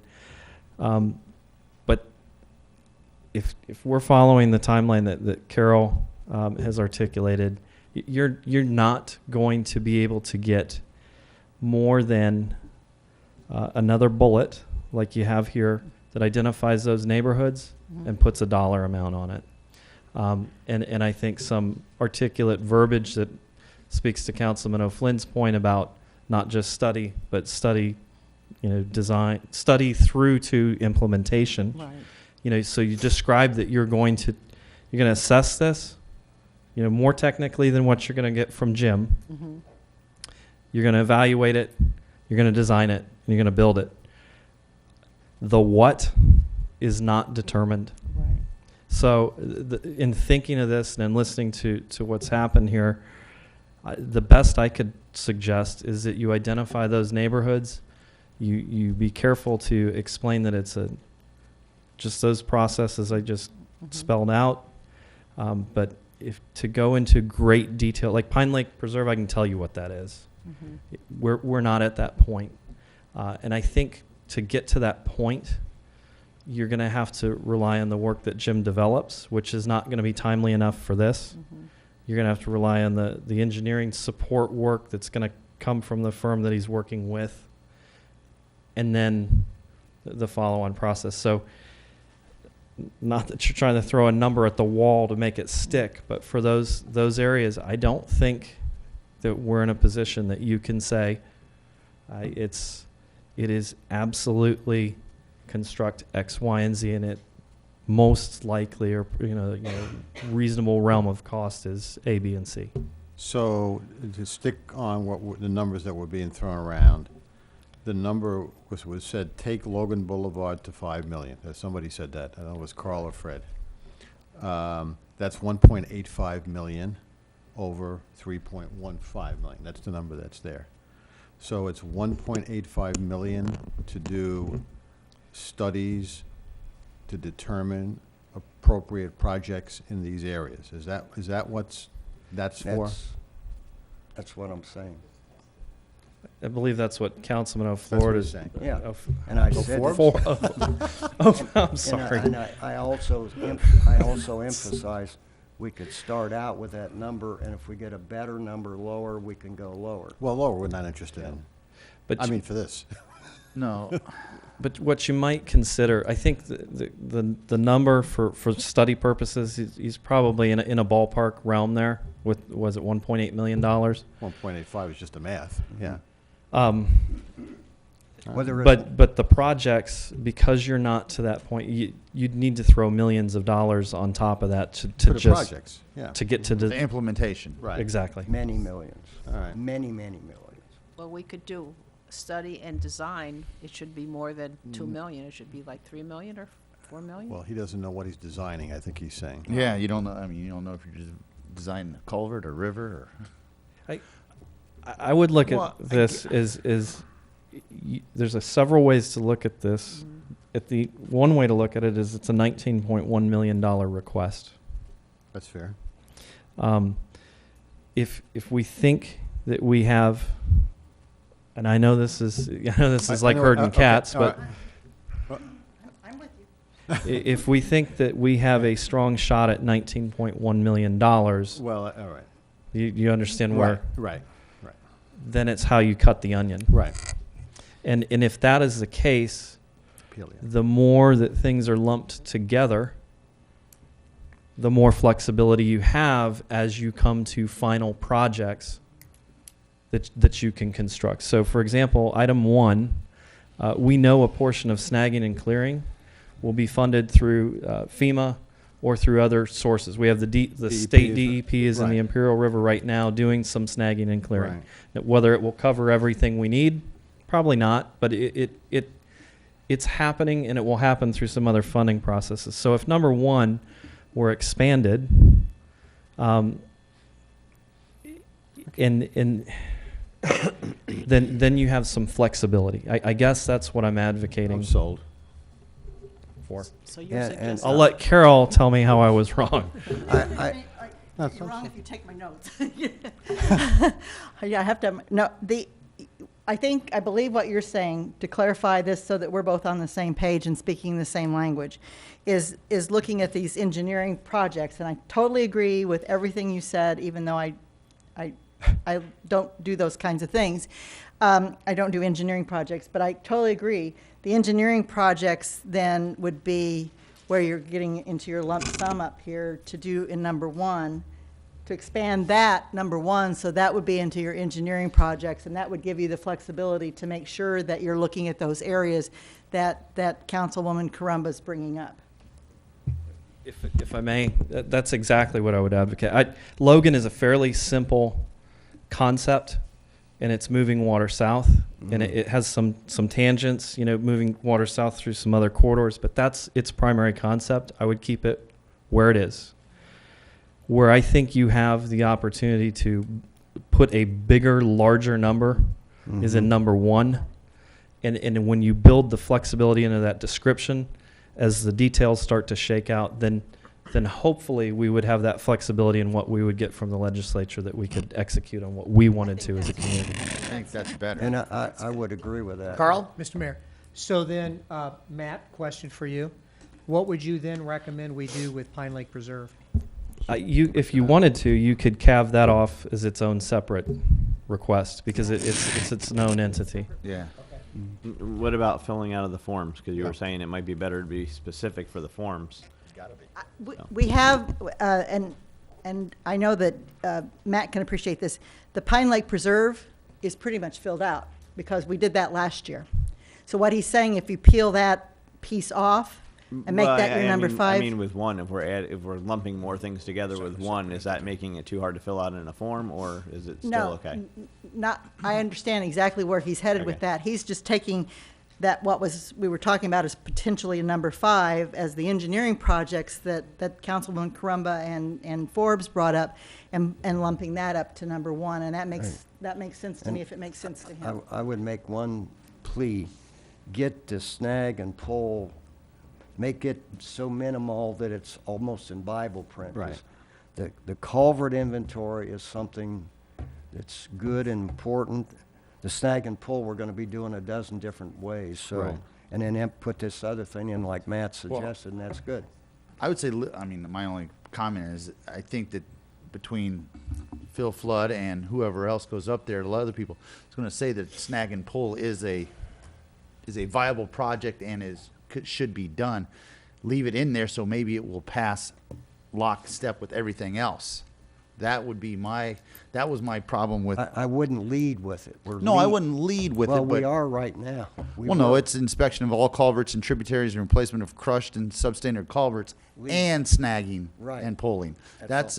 We lead with the engineering but leave that in there as part of it, so it's harder to carve the whole thing out. Hey, we need this money to do all this, including snagging and pulling. But include culvert inventory. That's different from inspecting them because we don't know where the culverts are or how they are directed. So we have to include. Carol, let me say something the wrong way, and then Matt, maybe you can answer this. The cities that have the most success in bringing home the bacon to the district, how do they word this and how do they do this? Let me ask it that way. And make it happen. Other than, I won't finish that thought. Other than it being the Speaker's district or the Senate Majority Leader's district, and God bless you, hallelujah. One thing that I didn't say this. I will tell you who said it because he said it to me, and I heard him say it not just to me, but to several people in the room. It came from President Negron, and he said one of the most important things to look at whenever we're looking at projects is who is making the ask. Mm-hmm. And we have an excellent, excellent delegation and an excellent senator in Senator Pasadomo to make the ask with the Senate President. I also know that having spent time with Chairman Latvala, who is the Appropriations Chair, and having him here in our district, where we actually were very supportive of him and continue to be, doesn't hurt. Hey, Matt? Not necessarily on that point. Any political pointers for us, Matt? I don't know. That's beyond my wheelhouse. No. In other grants, detail is helpful, but I would say there must be some consideration for what's occurred here in the form of a natural disaster. And, The only thing I can think is that you have more than one option, so that if one or two gets knocked out, you're not completely out of the running. And you have sizable dollars and sizable flexibility built into these because of what's happened, so that as we really flesh out our plan, that money can become available. I think the time to develop the more detailed stuff is when you get the money back from the state. They're going to come with a funding agreement, and that's when they're going to start talking to us at the staff level and say, we want to know exactly what milestones, exactly what deliverables we're going to get out of this. And that's where we can start to really, it buys us some time to have that discussion about what the council wants. And Phil, not to hold you to any numbers, buddy, but obviously you're going to be, but you're going to be hand in hand with us in this process, and you're looking at these numbers. What are your thoughts on these numbers? Honestly, I have not looked at the numbers. I just kind of read through some of these over here, but I would be more than happy to sit down and talk a little bit about some of those and help with some of the wordsmithing. You know, they're going to, you know, when you see what do we have last year, you know, 400 or 500 funding requests came through, maybe more than that, you know, and they're all competing against one another. And yeah, definitely, depending upon who's submitting those, who's requesting them, might get a little more juice. But if you're looking at 4 or 5 projects and one's for culvert replacement versus a flood mitigation conveyance project, which is fixing your culverts, you know, I think wordsmithing is going to might make a big important here. And there's a select committee on hurricane recovery, and they've got some priority areas and some policy statements in there. And I think if we look to some of those to kind of wordsmith around some of those policy statements might help out a little bit too. But I know when I see some of these, and I'm reading some of these that are coming through, and I'm like, oh, God, that's just a drainage project. It's a simple little, you know, you put a little, jazz it up a little bit more, you know, because at the end of the day, they're, you know, that when they're a special committee and they're trying to hash it out, you know, one evening and over a couple hours, who's going to get what funding, and you got these top 10 projects, and they're only going to pick 2 or 3 of them. It might come down to what's the title sound like. And right, and not to wordsmith, but what about something as simple? We're looking at all this, but why not lead off with, as the 3rd hardest hit community in the state of Florida, we respectfully submit X, Y, and Z.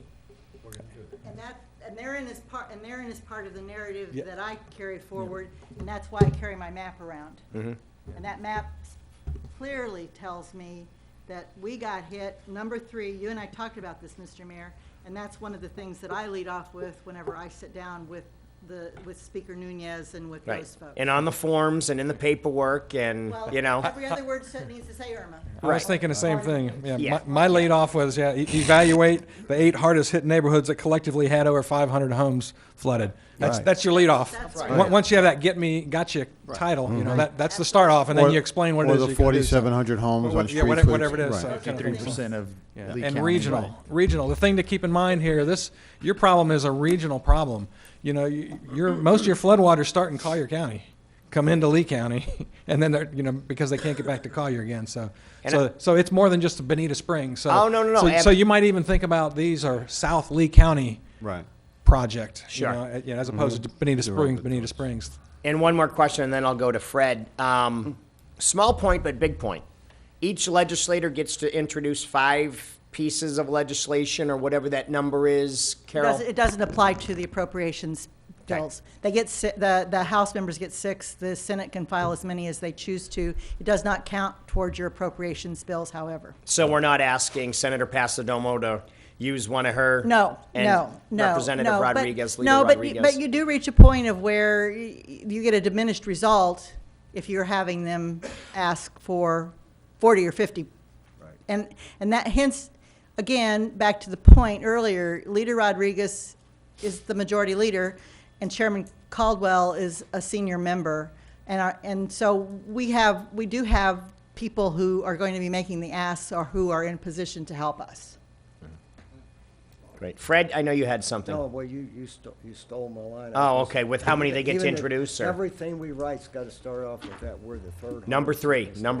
Did we mention number 3? I thought that was a really good point, too, that you brought up first, and then whenever the news press really helped me out with this beautiful map that they came out with. So we took the bronze in an unfortunate Yes, category. sir. You did. Shall Between we- that and shall the we move pictures. the question? Well, yeah, Amy, do you have anything else? No, I Let's just- do last call here. Amy? No, I just think we should go ahead and, Okay. as we have discussed here with what Matt had suggested for number one, and then separating out Pine Lake and all the others, and then with the upping the numbers for the quadrant plan, go ahead with that. Okay, great. Thank you. Greg? No, the only thing I wanted to add was, we talked about, from what Councilman Forbes talked about, was adding the money to the Logan to put it on number one, but we need to add that money on there. So I would say just go from 4.5 to making it even 6 million, or even 6.5. If I might respond on that? Yes. Yes. So there's, I think, something to be said about the retail concept. So instead of buying a shirt for $20, I buy it for $19.95. So does council feel comfortable in leaving the base number at 19.1 and adjusting the numbers appropriately based on what we've discussed? Or do you just want to add the number on to number one, which would be 1.85, and this number will go to 20.9?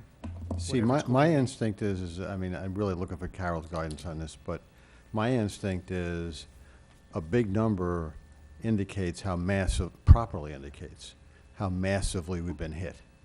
So it's kind of like, actually, my number is 40, I'm just reeling this back to 21, rather than, I don't know, but what do you think, Carol? Well, in all fairness, sir, you're really looking at 28.6 plus what we've added tonight. It was So 1.8 million or whatever. Yeah, Puts it you're- over Well, 30. no, he's talking about the Yeah, the quadrant study also, 1.85, so you're really that's getting true. close. Yeah, You're yeah. you're We're close pushing to your 40 anyhow. 30. Yeah.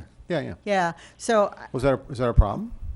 no, sir. Oh, okay. Oh, no, I'm Yeah, not trying to yeah. indicate there's a problem. I'm just saying you're getting close to that number Yeah, if you start anyhow. looking at the total requests Right. that we're looking at. And why I not? and they're big numbers. I Yeah. mean, that everybody's understanding. Yeah, These are come big down and look numbers what because happened. it was a Yeah. big Right. disaster, you know, Right. so, that we're still living through. No, mean, I was it's just saying that we originally, over. with what Councilman Forbes was talking about, we were wanting to add 1.8. I was just going to say I would round do it up that. to 2 and put it wherever we need to put it, Carl. I mean, Right. if But we were going to that's- put it as yeah. one, Right. put it as one, put it as that. Right. That's all I was suggesting. We'll be adding it to one. Okay, great. Steve? Yeah, I need clarification. On the Pine Lake, what are we doing with that? Were we taking it out of 3 and making it a separate entity? Yes, because it's already Yes, filled out. that's the almost. direction so That was far. last year's, yeah. It is one that they're familiar with because we did have it last year. I presented it last year before committee, actually. The reason that it didn't get funded last year was, and this is what I was told and I believe, because I've watched the process for 20 years, is that we have received other funding, other water funding in past years, and there were people who had not received anything. The water budget becomes very, very, very political, very controversial, so they look back and they say, well, we've been helping them out with their water projects, we've got to go with someone else this year. Gotcha, thank you. Great, thank you. Pete? No, only to emphasize what Phil Flood said. If he could take him up on his suggestion to really get involved in that wordsmithing, because when I look at number one, those words are kind of minimalist words to me. I mean, they're snagging something, they're inspecting culverts, so, you know, I think it could use Phil's fine hand. And I totally agree with you, and I think that was why it was important that he and I are here both together tonight, so Right. that you both know that we already have I don't want to say we have a relationship, but we know each other. How's that? Right. Good. Great. Pete, anything else? No. Mike? I'm good. Fred? No. Okay. What else do you need? Do you have what you need? I think And if we you're do. not sure, and I'm not saying that to be funny, No, sir. please, no. let's talk through it. Absolutely. I feel very comfortable with that. I'm glad we've had the robust dialogue that we've had this evening. I appreciate the fact that I that I was here in the district and could be here tonight to have the dialogue with you, so that we all understand exactly where we're coming from. Again, appreciate Mr. Flood being here, and for Matt being here too, because I'm glad to work hand in hand with him and try to massage that with the staff. And if Mr. Flood will help us with some of his thoughts about his key points there, that'll be great too. And we'll just continue to send our message to each and every person that we can hold in the elevator for 2 seconds so they listen. Well, that's wonderful. And then the next thing I would ask is, this will move forward. We're going to wordsmith it, and we have what we need. But what about the road show, the dog and pony show, the Mayor Simmons and Right. the certain members of council that need to go speak to Absolutely. Senator Negron on the East Coast? And what does that look like? That will start taking shape Monday.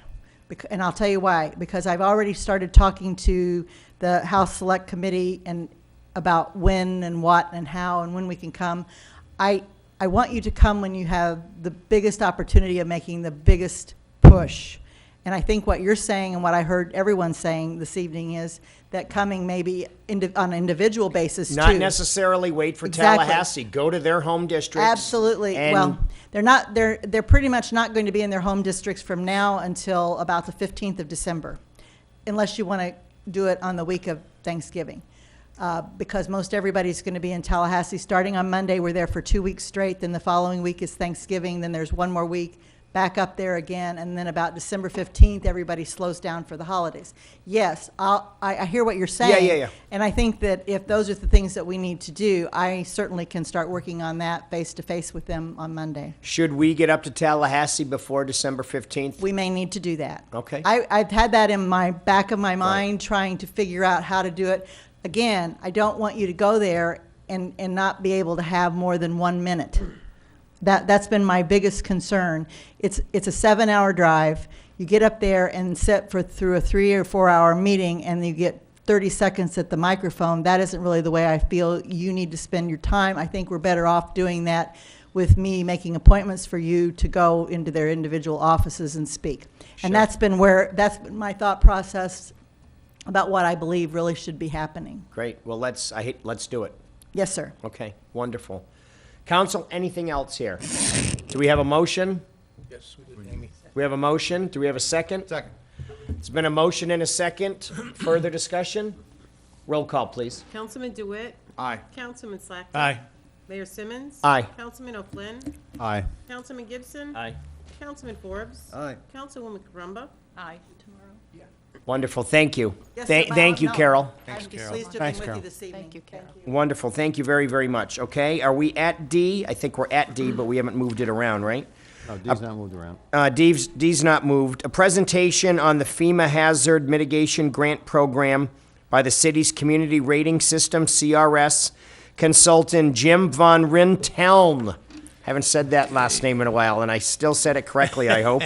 With J.R. Evans Engineering, Green Sheet 17-11-0410. Jim and I know each other pretty well, and I call him Jimmy V. So if that last name throws you, just call him Jimmy V. Arlene? Good evening, Arlene Hunter, Assistant City Manager for the record. The staff has been learning very quickly and trying to get as knowledgeable as fast as we can on the acronym HMGP, which is the Hazard Mitigation Grant, so we can prepare for when the funding opportunities and the notice comes forward to us. We've also had a meeting with Lee County staff to understand that process, and we understand that we will be invited to another meeting soon with all of the municipalities to begin amendments to the hazard mitigation strategy, which is a document that is approved by all of the jurisdictions with Lee County as a unified program. We've asked our community rating systems consultant, Jimmy V, Jim Von Renstel, Jimmy V, to come tonight and give us a little bit of background. He has significant experience with the Hazard Mitigation Grant Program. He was the Chief of Operations for Collier County Emergency Management from 1996 to 2010, and then continued on with Growth Management Department at Collier County with many floodplain issues, and he was able to work with over $50 million in grants, specifically in flood mitigation programs. So he's going to give a very brief overview of the process so we can understand some timelines and look through. We've had some concerns and questions from folks of what is eligible, what is not, and he's going to go over a brief overview and try to answer any questions we have at this level, but it's just an introduction at this point. We know we're going to keep learning more, and we're going to be getting more information, and this will be a long, one of those marathons we wonderful. have. Thank you, Arlene. Thanks, Jim. Jim, welcome. Yes. Thank you, Mr. Mayor and council members. Pleasure to be here. Jim Von Rinteln, Jimmy V for the record. I do work for J.R. Evans Engineering as a consultant, and specifically on the community rating system, which is that program which gets you a discount on your flood insurance. That does synchronize nicely with mitigation, and I'm familiar with the programs you have in place here in Bonita because of that. As Arlene mentioned, I get my knowledge of the HMGP Hazard Mitigation Grant Program through my previous life working with Collier County in their emergency management department for many years, where we had the opportunity to use this program to great advantage and funding. I think at last count, I probably had around $50 million that over that period of time that came in through this program to do some different things. So if I can figure this out, I'll advance the slides. But I think the pictures there probably a little too close to home. But this is exactly what this program can work to mitigate.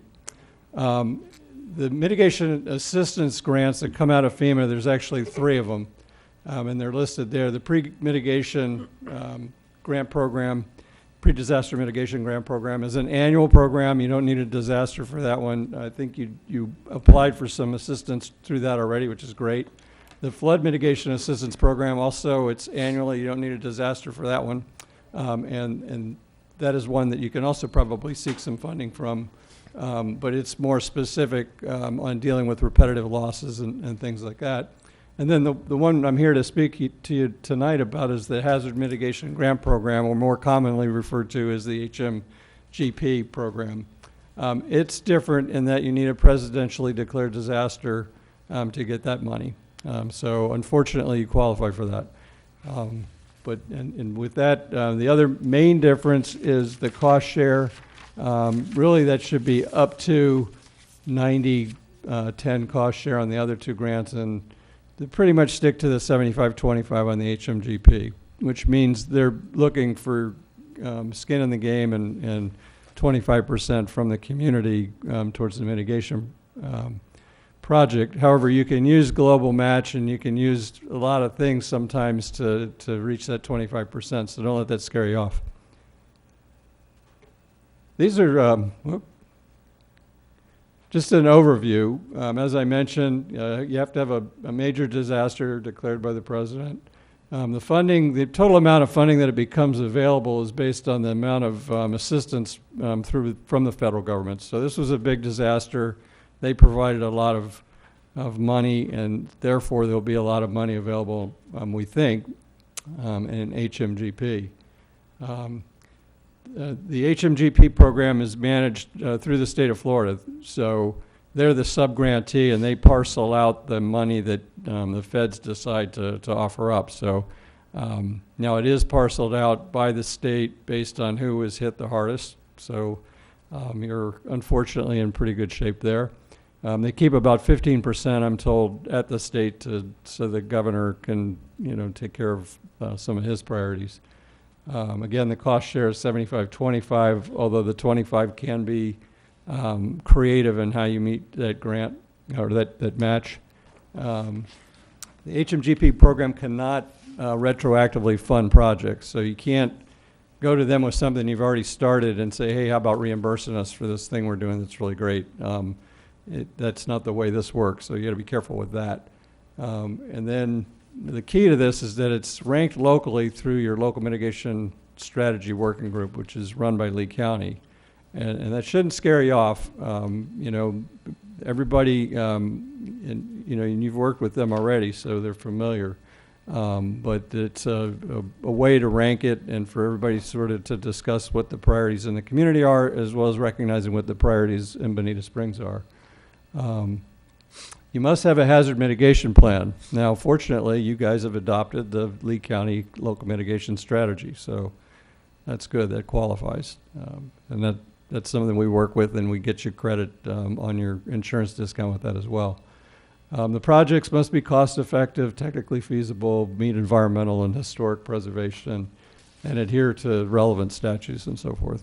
That gets worked out in the application process and in the negotiation process as the proposed projects get ranked. So that'll come out in the wash. But as you prepare the applications, you have to keep that in mind. And actually, in the application, there's a number of questions that talk about that. For projects that are within the special flood hazard area, you must be in good standing with the National Flood Insurance Program, which you are. A lot of the community is in the special flood hazard area, so any of your projects would be covered by that. project must be submitted within 12 months, so we're within 12 months of the disaster. We're good there.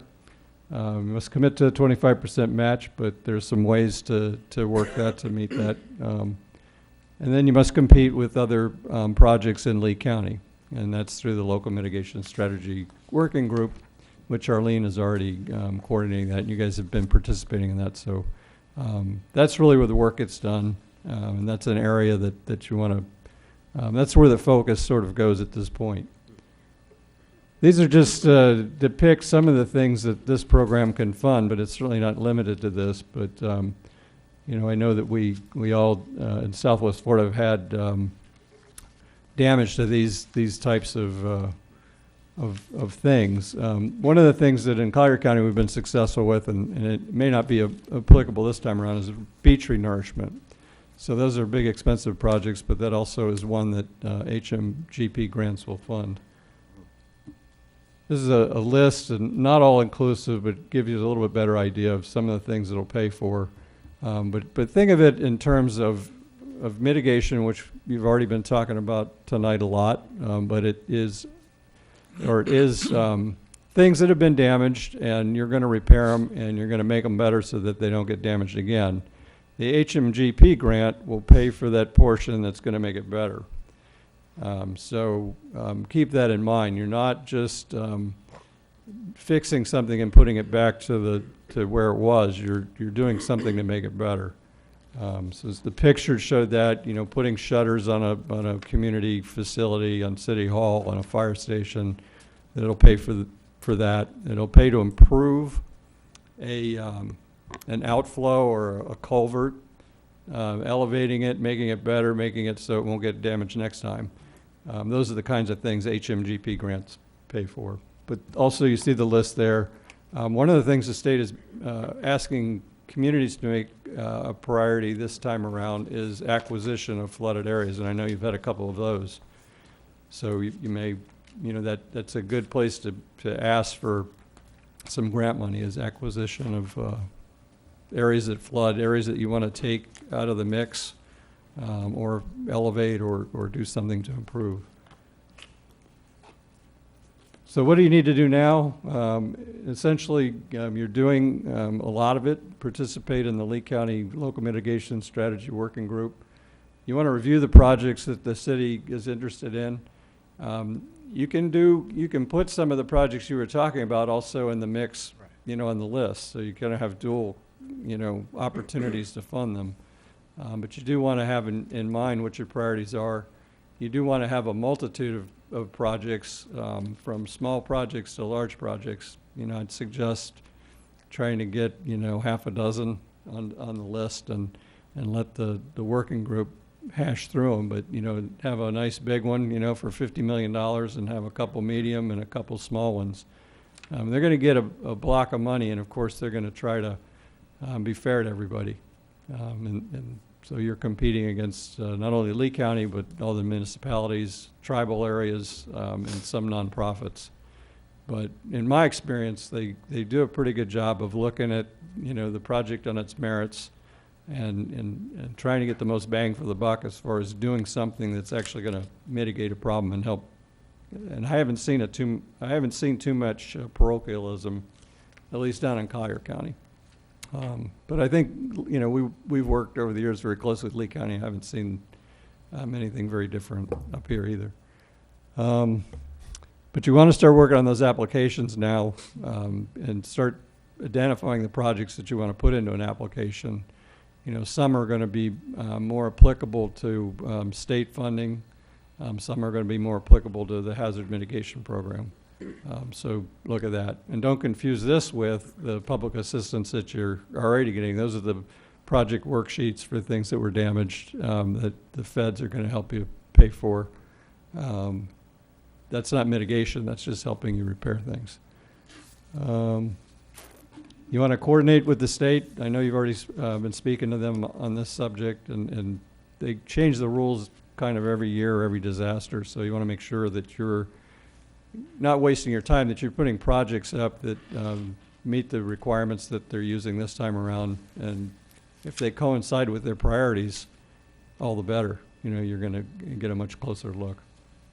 The notice of funding availability is due out in December or January, so they haven't announced how much money is going to be available yet. We hear a lot of rumors that it's going to be a substantial amount. It probably will, but I'm sure they'll be notified. Lee County will be sending that out to everybody, and it'll be probably widely advertised when it does come out as to what the total amount of money for Florida will be. Oop. Wrong way. I'm backwards. Well, it's a good review. And with that, what are your questions? Great. Fred, I'll let you get us kicked I've off. got We'll come at down the least- line I've here. got 3 areas I wanted to ask about. Number one, like the thing of elevating structures in areas that were severely flooded. Yeah. Flood regularly. Is now's the time to put in a proposal for that, even if we didn't have solid studies? Is that what I'm hearing? Yeah, so you can, that's one thing with HMGP is you can do estimates, that are pretty rough. Okay. And get it in there. So I believe firmly that we have at least 2 or 3 places that's probably gonna be one of the better, more cost-effective solutions. Second thing that you said, I wanna confirm something. I was told the other day that, if you have too many repetitive claims in areas that flood regularly, that FEMA can jerk the ability to buy their flood insurance from a whole area. In fact, I was told that they had done that along some of the areas of the Mississippi because they had people just building back after flood after flood. Yeah, normally it's three times, but of course the whole NFIP is up for review. So that may change here. I think that's coming up. They backed it off because of the flooding and the storms until after the first of the year. So they could very well change the rules on that. Right. But it's repetitive. So it's not the first or the second, but that third. kind of 3 strikes and you're out. And there's, we work, that's what we do for Bonita Springs, is work closely with Arlene to make sure if you have a situation like that, then we're working to. Yeah, and I'm told that there are people that have withheld putting in for damages on at least the little flood we had because of that. Yeah. The last one is, I understand, but I want to confirm that we are working to get Lee County to amend some of the strategies to include some of the things that we want to do that aren't in there now, I believe. Correct. So the city manager and myself were in a meeting with the county manager and his staff, and we discussed the fact that they will be reopening the local mitigation strategy. As Jim mentioned, the projects have to be identified on the local mitigation strategy. Now, the only thing I'd say on that, and that's not his problem, but I think it's really key, because everyone on council has different ideas. Some are real good ideas, some may not be, but I think we ought to make sure that we all get information so we can all give you inputs on things we think need to be included in these amendments. Okay, thanks. Mike? Well, you mentioned we should start working with the LMS. Are we currently doing that? Is my question. I guess that's more for staff. And Yeah, and you are. And they always open up the list after a major disaster to, obviously you're going to have new projects that have priority. So they'll do that, and you're in the window to, actually be thinking about which ones you want to put before that group. You can't put, all 50 that you probably have. You want to pick the ones that are mitigation that would fit the requirements of the HMGP nicely, that look good to the group, that you think you have a pretty good shot of tugging at their heartstrings to get funded. So you want to be a little strategic on that. That's how you pick them. And you want to give them one with a big number and then a couple with medium numbers and a couple small ones, and hopefully you get a couple. You're not going to get all of them, most likely, but if they get, if they get $500 million worth of money, who knows? You certainly don't want to leave any money on the table. Absolutely. So also to be clear, the local mitigation strategy working group will rank all of the projects countywide in every jurisdiction, including tribal and also any nonprofits. But then from there, the city will be responsible for individually applying for those funds as well. Yeah, with everything that's gone on, we do have a heavy lift. So I mean, as many different funding sources we can get, the better. So thank you for the information. Well, the other thing too with this is just because the first go around you may not get ranked as high as you'd like, as it typically works out, people get awarded the grants and then decide they don't want to come up with the match, or they decide on another way to address it, or they get funding from the state for it and it's 100%, and so then the money becomes reavailable, and then whoever is number 2 or number 7, is asked if they can use the money. So it's sort of long term. I've got $8 million for beach renourishment once, about 7 years after I asked for it, and it was, took care of the problem then. It just was a few years later. So once you sort of get it established and on the list, as the quarterly meetings, you're asked if it's still valid, and if it is, it stays on there. It may move up on ranking or down on ranking. So it's important that you participate, because they ask those questions at the meetings if you're not represented. Sometimes the money goes to somebody else. Right. Okay, thank you. Mike, anything else? Peter? Thanks, Jim, and I appreciate the time we spent on the phone. I've learned a lot every time I talk to you. So the big number, which, the rumor is it's got a B, if not two Bs on it for Florida, comes from Florida. Who decides what Lee County gets? That's decided at the state level. At the state level. At Who decides that? In DEM, Department of Emergency Management up there. Department of Emergency Management. So, and they, I don't know what Ouija board they use to figure that out, but, you can influence that maybe just a little bit, through your lobbying efforts. It wouldn't hurt to, right. Keep telling them, number 3. And then on the, so who's on the local mitigation? Who's specifically? It's typically a representative from each municipality, the county, tribal groups, and those nonprofits that want to participate. In Collier, we have school board. We have a couple of nonprofits that participate, but. Marlene, you've been to the meetings. Who's on it? I'm going to be going to the meetings. Frank Cassidy was our. Do we know? I mean, yeah, and then it was is Chris Campbell, but Lee Mayfield and I actually spoke as soon as we spoke this afternoon. So he is fully aware that we want to be notified of the meetings as soon as they have not had a jurisdictional meeting yet. Right. They were having an internal meeting first. But there's a vote or a consensus building concept? Yeah, well, there's voting members and non-voting members, so you're a voting member. And then sometimes you'll have interested citizens, and they'll be there to just observe, but they don't get a vote. So it's typically the folks with skin in the game, the folks that are eligible to receive funding are voting members. And so they, you typically have the opportunity to present your project or projects, right, and why it's important, and and in my experience, it's very even-handed, and everybody sort of listens, and they try to be fair. And if there's a lot of money, sometimes it's real easy to be fair, and if there's less money, right. But if it doesn't work out the first time around, the other thing I've noticed is that the organizations that are committed to doing the work that's necessary to sort of bring it home, end up with the funding in the end, because often people advertise that they're interested, but then when they realize the ins and outs of it, then they take a pass. So you want to stay engaged, and So this date you gave up here is the date for the big number to come down. Yeah, It's not- they haven't given a Right. specific, sometime in Right. December or January. Okay. And that's the notice of funding. So I'd note one thing, we've talked about this a few times, this H4 reservoir in South Miami-Dade, unincorporated Miami-Dade, was built, and I handed out, it was in a green sheet at the last meeting.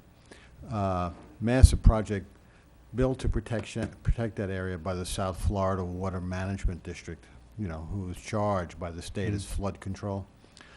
Built that project, paid for by FEMA money under reimbursement, I gather, with this program.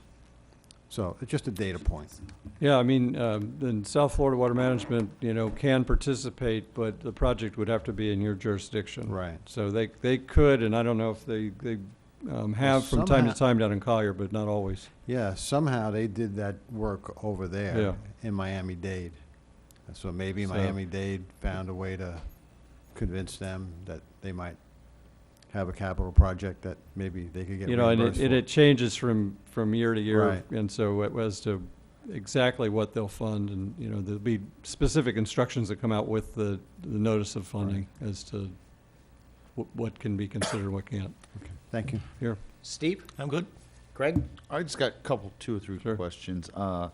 Kind of piggybacking off what Councilman O'Flynn said. You said the funds, they're going to announce it December or January. But Yes. at that point, when will the funds become available? There's a 90-day from then that the applications have to come in, and then ranked, and then you'll get another notification of sort of the allotment to the county, to 67 counties. So to be eligible for the funding, you have to either have been mentioned in the presidential declaration or touch one of the counties that was declared. So, but you don't have the same priority if you touch Lee County and weren't listed in the presidential declaration, you don't get the same priority. But you can apply for the money. There's less priority. So there's a bit of a, you know, back and forth for a number of months, but you want to have your main thing, the first thing you want to do is get your projects listed and a rough amount, you know, that you think that it would cost to do that particular project. Okay. Now, my next question is, when you talk about the rating ratio, everybody has a vote. Yeah. Has everybody got the equal vote? Of the voting members. Of the voting members, Yes. all equal. The So- county doesn't have any No. greater vote than we got, No. than we have. And, I mean, I don't know how it works in Lee County. I've been, you know, very pleased with the fairness and the way it's worked in Collier County. And people take it seriously, and they recognize that, you know, it goes around, comes around. So if you're fair with your neighbor, they're gonna be fair with you. I think that's been my experience in Lee County. I mean, when this was new, I had a full head of hair and was, you know, and, you know, we all sat around the table trying to figure out how to make it work, and I think, you know, that's carried on. Okay, and actually one led to the other. When you talk about the projects, it can't be retroactive to a project. When you're saying that, you mean, is it shovel in the ground project, or like we're talking about? You can't be working on something and say, hey, this is a great mitigation Okay, project, you're talking work, and how but about paying for it now? Well, that's what I mean. Yeah. I guess my thought is like, as you kind of elaborated, that it could be June or July, or I mean, April, May, June, before we get any real dollars in our hands. We could have money from the state before that and have some of these projects that Councilman And then you have a Forbes and chance to O'Flynn is rearrange talking your about. priorities too. You can always go back at the meeting and say, hey, we just got funded for this from the state, so we'd like to rearrange our priorities. Okay. They open it back up, you revote, and they move the priorities around. This one, it's good that we don't have the projects already. Well, and that's kind of what I'm getting at. Yeah. Is we've already got something named right. that we'd like to use the money There's a for. whole constellation of grants and opportunities for funding that come out of a disaster like this. And so really being strategic and you know, you don't want to leave any money on the table. Right, and well, that's what I'm trying to think about. Right. My And- last question, kind of what you're talking about. Yeah. Does it help to have? Does it help to have partnerships? As in, like, one of our funding mechanisms that we talked about to go to the state with is this Cocohatchee. That's going to include Bonita Springs, Lee County, and Collier County. Would it help if we use that project? Yeah, as I've something? seen that where, for instance, so it is jointly prioritized, and each entity has a different piece of it. Yeah, and then that way they, you know, make it, you know, they rank those high. Okay. Yeah, I've seen that. All right. So it may be a positive if Yeah. we put that up there and get Collier County, Lee County, and ourselves on it. Okay. There's a lot of discussion, and there's a lot of ability to ask the state what they'll go for, you know, during this. I mean, it's not a secret bid or something. You can talk to the folks at the state, and I know that you guys have already had some communication with them, and that's great, because in the end, they're the ones that decide that everything's okay. It's a pass-through grant, so the feds give the money to the state. When you do the project, you actually have to pay for it 100% up front, and then they reimburse you once they're happy with the way you did it, which is, you know, they kind of put all the stress on you, but I've had good success in getting reimbursed, and it just really is a matter of following the rules and a little bit of patience. we've also been informed by the state that it does not have to be shovel-ready. It can be, Yeah. the Absolutely. engineering process and the planning process can all be funded within the same project. Yeah. And carry it all the way through to. Once they approve it, you have some time. Yeah, no, I was Yeah. more so the retroactive. Like if we're No, talking but- about it and we have engineering already, will that be? As would long as that you're not be asking them to eligible pay for for the re- engineering, Gotcha. then, you know, so the actual project, the construction can be what they pay for. Okay. Now, they will pay for engineering, they'll even pay for a certain amount of staff time.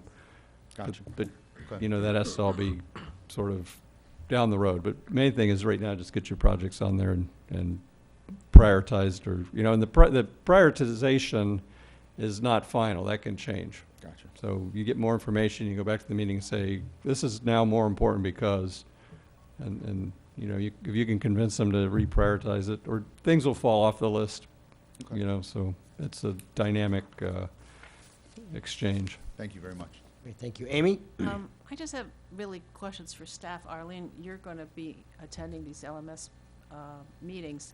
Where are we in regard to generating a list? I guess the list that was there was the Spring Creek projects, right? Correct. And we Correct. want to expand it.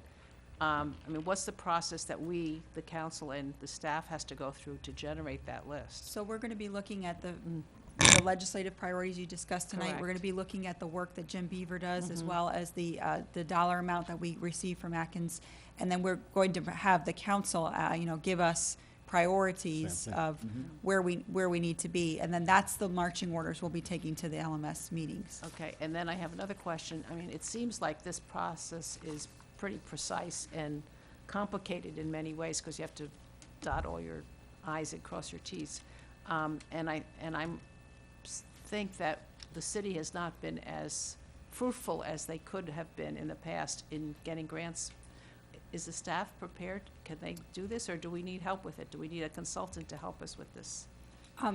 We are looking into that right now. We Uh-huh. understand that there are other jurisdictions in Lee County who are working with a consultant Mhm. to do this. So we're getting that information. So we might be coming back to you with a Mhm. request for proposals for a consulting firm to assist. Mhm. And that would help with not only the preparation of the application, Correct. because that is a federal application that is filled out, and we did get a touch of it when we worked with Margaret Wursel. And it was an interesting process. Okay. But then carrying it through all of the documentation through the implementation of the grant, and then the closeout documents Right. as well. So we're gathering more information on that now, getting information from the other jurisdictions that have consultants, just not only in Lee County, but in Florida, and finding out scope of work for that, what that looks like. And this No, isn't a go pitch ahead. for us because we're essentially engineers and we do community rating mainly, but I've found that is very helpful to staff to have folks that do this for a living, as far as the application, and then, you know, there's a lot of follow-on paperwork, and the closeout is, you know, really Well, time-consuming. my question to you, have you found that it's helpful, those communities that have somewhat of a professional Absolutely. grant helper? Yes, and to be particularly since successful? there's a more than this is just one grant program, so Correct. there's probably half a dozen or more. I've always used the analogy that one year I got a Department of Justice grant to pay for some computers out of a hurricane. So the professionals are the ones that really can synchronize them, and they know of opportunities that you may miss because they're not of the normal.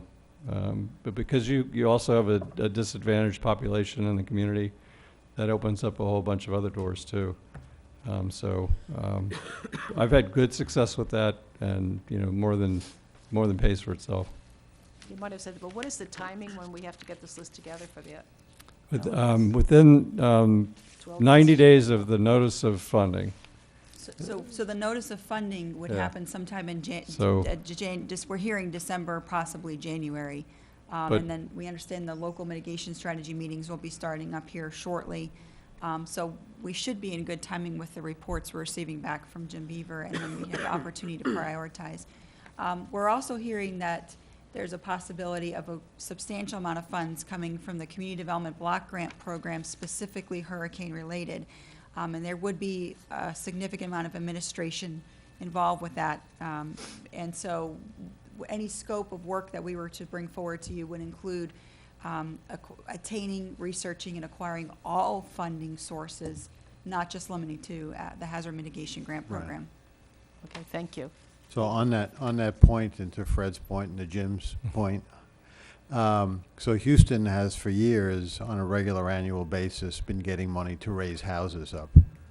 They're not necessarily going through the HMGP program. So I think it's extremely important, what Arlene is saying, for us to come up to speed, whatever it takes, on the whole smorgasbord of funding potential. You're going to be in this for years, Yeah. and it's not a bad thing, because you can Right. set up an infrastructure to where you really, a number of things that you're going to do anyway, you're going to get, you have the possibility to get it paid for, in a cost share, Right. rather than you all having to pay 100%. So I would embrace it and look to, get the things that you've had on your list fixed and mitigated and improved. And, it's unfortunate that the community was damaged the way it was, but it is, in a sense, an opportunity. Fred? Yeah, I have 3 questions. One of them, I think the answer is yes to both of them. I know Jim Beaver is proposing on a community that they're in a situation where they have no place to pump water, and the community is literally built below the roads and everything else. And one thought that he had, which Matt and I agree with, incidentally, is that there's property to the north that could be acquired and a giant retention pond built there so that they could put the water in that. Yeah, that actually, I think, is one of the ones that are, one of the projects that has been talked about favorably as a high, something that they would put in a high priority. Right, and then another one is a community that was built in the 80s that neglected to have maintained properly a berm that went around it and a drainage swale on the other side of the berm, and the berm is pretty well destroyed. Would that be eligible for something? Who owns the berm? Pardon? Only the berm. Who owns it? Now, last one. Fred, who owns the berm? Oh, who owns? Does I it- think the HOA owns it. Yeah, that might. That might be Well, done. it might not qualify under this particular grant, but it very easily could qualify under one of the other ones. Okay, now here's the last thing, and I'm going to ask, when we were interviewing engineering firms, one in particular, but I think. Were you 2 looking for Audrey, Fred? Yeah. She's Yeah. just sitting back a couple of Oh, rows. okay. Audrey, this is for you. Greg may know something about it through the fire district, but at least 2 of the engineering firms said, if you want to give us a contract bigger than 35,000, which we were not really trying to do, we are on the state term contract. You can go through the state and bypass advertising and all that. So I'm Now, look- is this for an engineering firm or for a contractor? engineering. Okay, so there is the state statute, which is 287-055, of which both the state is applicable as well as, local governments, as to actually procuring their services by using a state contract where they're on a selected list, where they Right. went through a CCNA. I would have to research that because I've heard of it for contractors, obviously. Well, no, they said that they're on it, and I think we should explore that. I certainly think looking at that list If would for- make sense, Yeah, right? because that would open up this thing that you said, well, we're gonna go and advertise and get people to write engineering grants. That's 90 days that you. All right, but understand, Councilman Forbes, that if we are going for federal grants, whether it's the HGMP or other federal dollars, Yeah. They are being very strict on us and making sure that we comply with the Code of Federal Regulations for procurement. So I would be very careful on how you plan to do procurement so that we're able to get proper reimbursement. You do not want to go ahead and march forward with a project without, Audrey, they've already said they don't reimburse us for money that we spend out front. So that's not, I agree we need to follow the line, but he just said, if you have an engineering design contract, and you're asking for money to build it, they'll give you the money to build, but they won't reimburse you for the engineering you did. Because that would be supplanting, most likely. Well, I think what Fred's want to do is, yeah. If it's a particular grant, I'd need to review that particular grant to see Yeah, where the We're money not could asking on be. this grant, right, Yeah. Councilman? Yeah, well, I'm not, yeah. I think Right. it's something we need to look into anyway. And absolutely, I don't have any problem looking into things. I think we just need to be very cautious with our expenditures. Well, I agree. Yeah, totally. Great. Council, anything else for Jim? Jim, you did a fantastic job. Good Thank to see you as always, Absolutely. all of you. Nice to see you as always. Steve. Good to see you, Jim. General Spear said hello. Take care. Thank you, Jim. All right, consent agenda. Council, take a look at the items on the consent agenda. Anything you want to pull? I move. All right, I'll second that. Further discussion? Motion to approve and a second? Roll call, please. Councilman Slakta. Aye. Mayor Simmons. Aye. Councilman O'Flynn. Aye. Councilman Gibson. Aye. Councilman Forbes. Aye. Councilwoman Carumba. Aye. Councilman DeWitt. Aye. Okay, mayor and council member items. Item A, discuss an email received regarding Bonita Beach Road traffic. Mayor Simmons, green sheet number 1711-0411.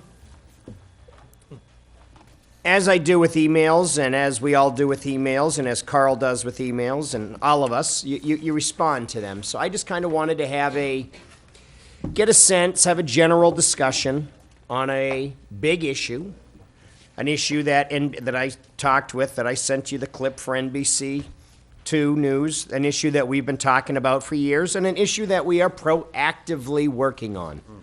And that is traffic all over town, but in particular on Bonita Beach Road and 41, and waiting for 5 traffic lights and waiting for 3 traffic lights. And I know, or at least I'm positive that I heard, I don't know if they've taken formal action.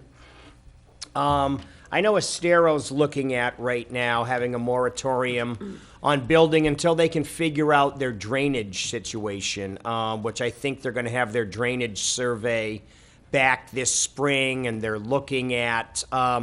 So rather than try to cut off our nose to spite our face, I just kind of wanted to have a 25,000-foot discussion on this, not do anything drastic, but, look, let people know that things aren't business as usual around here. We have flooding.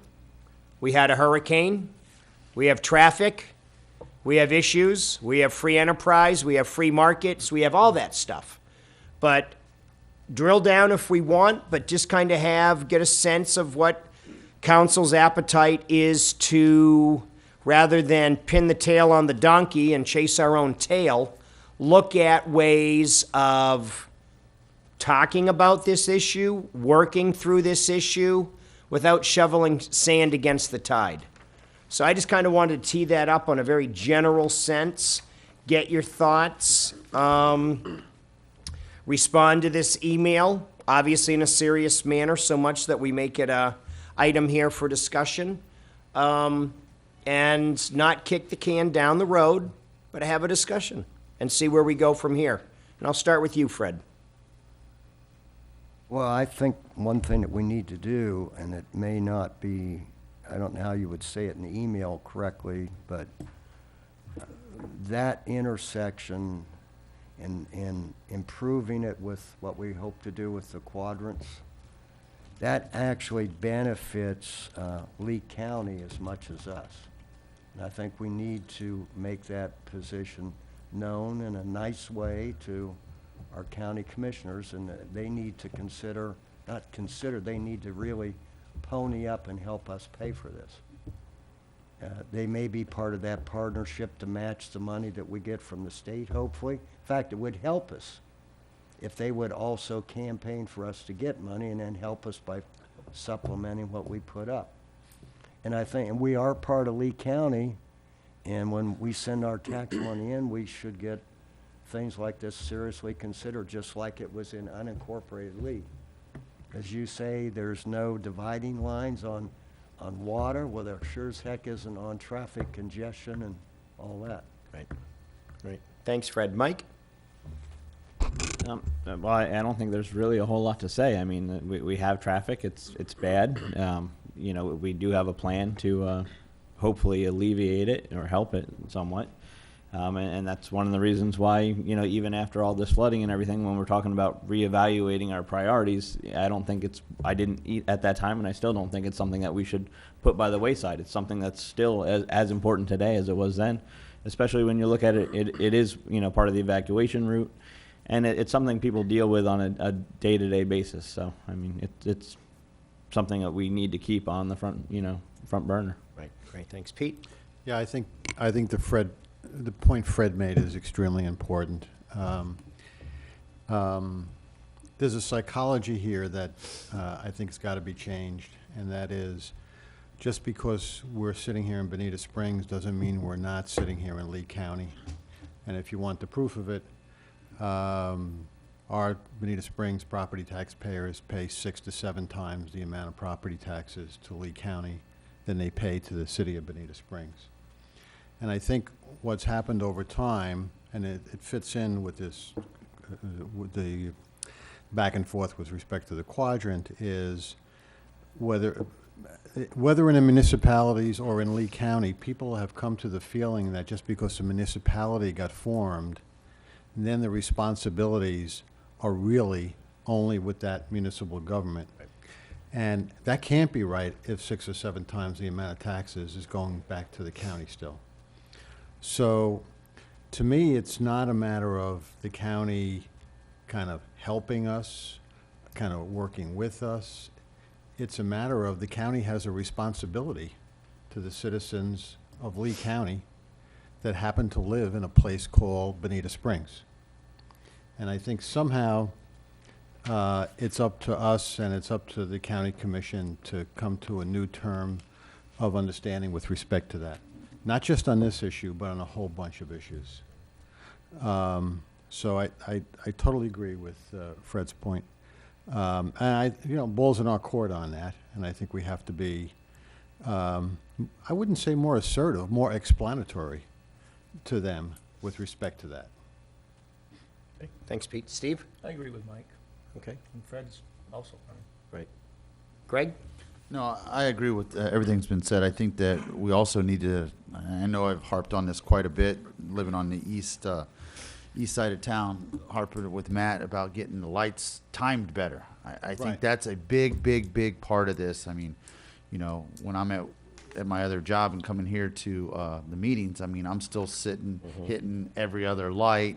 It's not timed right, and it just doesn't make any sense to me that if you go to, you know, downtown Boston, downtown New York, downtown Muncie, Indiana, you go downtown, those lights, you hit one red light, and after that it's green, you're out of the downtown area. I just can't believe we can't do that here in Bonita Springs in this day and age. I mean, I know for some of us, we've been on council now almost 2 years now, and we've been harping on that since day one, and they still haven't gotten that fixed. Right. And it really bugs me that it's not. I agree with what Councilman Forbes said about, you know, and O'Flynn about, you know, these are still county roads, and they should be helping us out with it. The other question I have, and I wish Jimmy V was still here, I'm wondering, since Bonita Beach Road and US 41 is an evacuation route, could we use some of that hazard mitigation grant program to do the quadrant study, since there is nothing in the ground? We have no money really invested in this, and now we're talking, like he said, put big dollars to it, $25 million, $30 million to better mitigate this evacuation route. Very good idea. Harleen or that Carl, out will there. you make sure Jim gets that? Great. Just a question on Yeah, that. no, absolutely. And I think, and Carl, to that point, before we move on to Amy, if we could invite the folks in Lee County that handle the traffic lights to a meeting, if we could invite them here to make, I don't even want to say a presentation, have a discussion, because I don't think it's that difficult, but I'd like to have them here so we can discuss that. Amy? Well, I agree with everything else that's been said. You know, I think we've taken the steps that we need to take as a council. We're appealing to everybody to help us in the financing end of it. And, you know, I agree that Lee County has to recognize that Bonita Springs is part of Lee County. And my concern was about the light timing when I came down, because I go from north to south all the time, so I go through that intersection a lot, and it has been off. Even during the middle of the day, the timing is off. And I know we went to the traffic center and we showed how they could do it, and they're supposed to be all time, but there's something that's not right there. So we could ask for them to review the sensors under the various lights and see if they're operating, and we can start with that and then say, can't you fix it? Because what happened the last time when we complained about it, they said that there's supposed to be sensors under all the roads, and they weren't all functioning. I know the ones up at Coconut Point were not functioning, so maybe it's just a maintenance issue, but let's attend to it. But it's not gonna get better during season, you know, I only went through twice today, so, but I came down at 4:30, so that was a little better. Right. And like I said, I just wanted to have kind of like a 25,000-foot view on this. I don't want to get into building moratoriums and all that stuff, as you can see is suggested here. In that, I guess would just say that other communities, at least Estero, I know, is looking at the building permits, X number, X number of drainage systems able to handle X number of gallons of water, intersections able to handle X number of cars. So I just want to keep it there for now. I don't think any of us for a second are taking our eyes off of this, but I just wanted to have a discussion on this, so I brought it forward. So is anything else on this, team? Makes sense. Okay, wonderful. Let's move on to item B, discuss 2018 National Mayor's Challenge for Water Conservation. Here again, this is Green Sheet 1711-0412. And Arlene, did you want to start with this, or did you want to say anything about this, or? I know this is one of the additional items that you came across, so if you wanted it. I'll Carl, handle it, Mayor, yes. if you want. Yeah. So, this is a proposal by a foundation. And basically, their goal is to advance water conservation across the country, and actually preservation of other natural resources. So what this proposal is, basically under the Mayor's Challenge, is will not take a lot of time. It basically is using the city to get the word out to its residents that if they want to make a pledge to conserve more water or do other things to conserve natural resources, they can go online to a link that will be provided to them, and then they are registered, and they make a pledge that they're going to take 2 showers fewer a week, or whatever it is. Hopefully it's not that one, all right? But those kinds of things, and it's actually communicated on this link. So we would actually be the purveyor of this information in the various forms that we have to communicate with our residents and the region. And that's really what's involved. And it's for 1 month. It's April of 18. So April 1st to April 30th of 2018 would be the focus time to do this. And we feel comfortable that we can handle this should council wish to participate. I think it would be great. Okay. Sounds good to me. All right, do we need a motion? Do we need a vote? So move. So moved. In a second. Further discussion? Second. Roll call, please. Mayor Simmons. Aye. Councilman O'Flynn. Aye. Councilman Gibson. Aye. Councilman Forbes. Aye. Councilwoman Carumba. Aye. Councilman DeWitt. Aye. Councilman Aye. Slakta.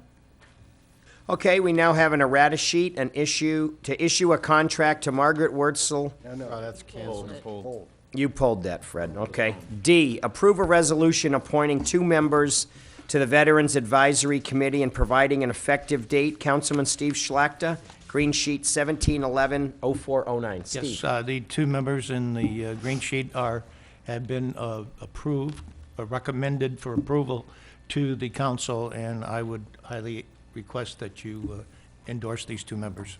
So moved. Second. So moved in a second. Further discussion? Roll call, please. Councilman O'Flynn. Aye. Councilman Gibson. Aye. Councilman Forbes. Aye. Councilwoman Carumba. Aye. Councilman DeWitt. Aye. Councilman Aye. Slakta. Mayor Simmons. Aye. Okay, errata sheet 2, direct staff to prepare an ordinance for a 1-year moratorium on conversion of current or former golf course properties in Bonita Springs with appropriate exceptions. Councilman O'Flynn, Green Sheet 1711-0419. Peter. Yeah, I apologize for getting this in a little late, but we did have a presentation a few months ago from Collier County, very well done, about what they're doing down there with respect to this trend of golf course conversions. It's been an issue on the East Coast, and I just think the time is right for us now to take a hard look and study this, so we can be ahead of the curve on that. And that's why my suggestion on the moratorium. Audrey also has another concept to add, which is zoning in progress, so it's both of those together. Okay, Audrey? Yes, so if you do a moratorium, the moratorium requires an ordinance, and the ordinance also sets forth that because our charter requires the 30 days, there's some time, and you don't want new applications to be coming in for application pending Right. issues. You did have the Raptor Bay issue in here as an exception, and I believe there is an application also for new parklands. I don't know if it's been withdrawn. I know the litigation's complete. I was going to tell council about that. Well, let's assume, okay. But let me talk with Mr. Theriak about that. Right, so let's assume my proposal is only with the exceptions are for pending applications. For pending applications. Okay, so whatever they happen to be. But any new application, we'd make sure we Right. treat it as of tonight as a zoning in progress, verbally. Right. And that, I wanted to make sure on the record, that's what staff should Yeah. be doing for community development. And I'll work with Mr. Theriak, and we'll advertise this hopefully for November 15th for first reading. I don't need permission to advertise this type of ordinance, I presume. Thank you. Okay. Great. Anything else on this? No, well. If council approves going forward with Yeah. it. So moved. Can I make? Second? Yeah, Fred? So moved in a second. Discussion, Fred. Yeah, okay.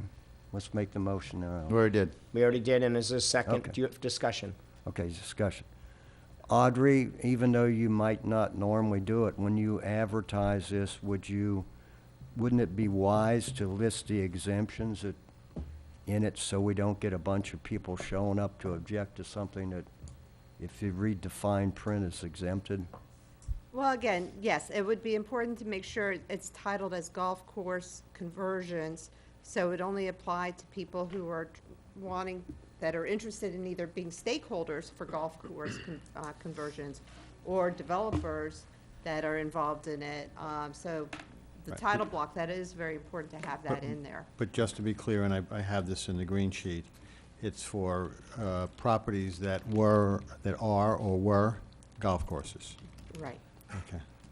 right, and that deals with the litigation that we've been dealing with in the past year with New Right. Parklands. Council? Been a motion and a second. Further discussion? Roll call, please. Councilman Gibson. Aye. Councilman Forbes. Aye. Councilwoman Carumba. Aye. Councilman DeWitt. Aye. Councilman Aye. Slakta. Mayor Simmons. Aye. Councilman O'Flynn. Aye. Mayor, I have two other things. Sure. One is, I did send council notes on these. This is just a continuation with something Fred started, I was asked to handle, so to speak, the concept of a stormwater utility, and I'd like to suggest that staff go out for an RFP on that. Give them direction to do that. For someone to help us with respect Yeah, to it. sure. Council? Been a second, motion and a second. Further discussion? Roll call, please. Councilman Forbes. Aye. Councilwoman Carumba. Aye. Councilman DeWitt. Aye. Councilman Slakta. Aye. Mayor Simmons. Aye. Councilman O'Flynn. Aye. Councilman Gibson. Aye. And the last one I have, Adam Boitana contacted me today. I sent this around to you this afternoon. Yeah, he gave me a call, too. I didn't get the chance Oh, to speak with him, but, Okay. yeah. Well, it's a little bit of rubber meeting the road on the Lee County reducing their bus service. And what he said to me and what he also put in his note is that, so guess what? He's got employees and the bus service has been curtailed and they can't get back home. So that's, what I laid out in this email to you this afternoon was that, and reiterating some of the points I've made in the past, and I'm not saying we got to open up the whole thing, but this is another one where it's a Lee County responsibility. It's a government with $1 billion budget. We are, as far as I know, the only municipality that chips in with respect to Lee Tran. Lee-Tran doesn't make money anywhere, so the argument that, well, they have to subsidize in Bonita, well, that's true of the entire outfit. And we have them, wonderful thing, you know, they're putting in a new parking, I don't know if it's a garage or what it is, on the inland side up by the Sky Bridge in Fort Myers, so that there's better ability for people to use the bus to go to the beach back and forth. And the concern I've had is, well, what about us? You know, and it came in the context of the fact, you all remember, where we were paying some money to them as well. I think, I'm not saying we need to reopen the whole thing at this time, but I'd like for Carl to take a look at this particular bus route and see, and really see if we can get these working people back on the bus that used to be. And frankly, this is another one of these things where I think we ought to be up to Lee County, saying to them, guys, this is your responsibility. You get the money. Lee-Tran is your responsibility, and do it. And if we get stuck, we have to figure out how we get stuck. But that's my request to council. Yeah, no, So they could go to work, but they can't come back home. Because the bus that we voted down, right, Route. correct, yeah. okay. Make a motion in a second. Yeah, well, I'd like to point, he also Fred? called me, and I was going to bring it up, but it's fine that it did get brought up. The other point that I made is, by curtailing it at that time, that means that you're forcing people to drive to the beach that might take the bus. Because if the bus is stopped at 4:30, it's not only people working, but also people that would have taken a bus to go to some other places, but now if they take the bus, they got to call an Uber cab or something and come home, so they're going to drive both ways. So I think it's terrible, and we ought to really make a strong statement and also talk to our county commissioners about it. Well, let me rephrase my motion. I think that we should get that bus service back, and, period. And the trail does lead to Fort Myers, but, I mean, I don't want to be publicly talking about how we're negotiating with Fort Myers in that sense, but, I mean, the bottom line should be, if it takes a few nickels here, so be it, to get these working people back home at night. It's been a motion and a That's my motion. second. Further discussion?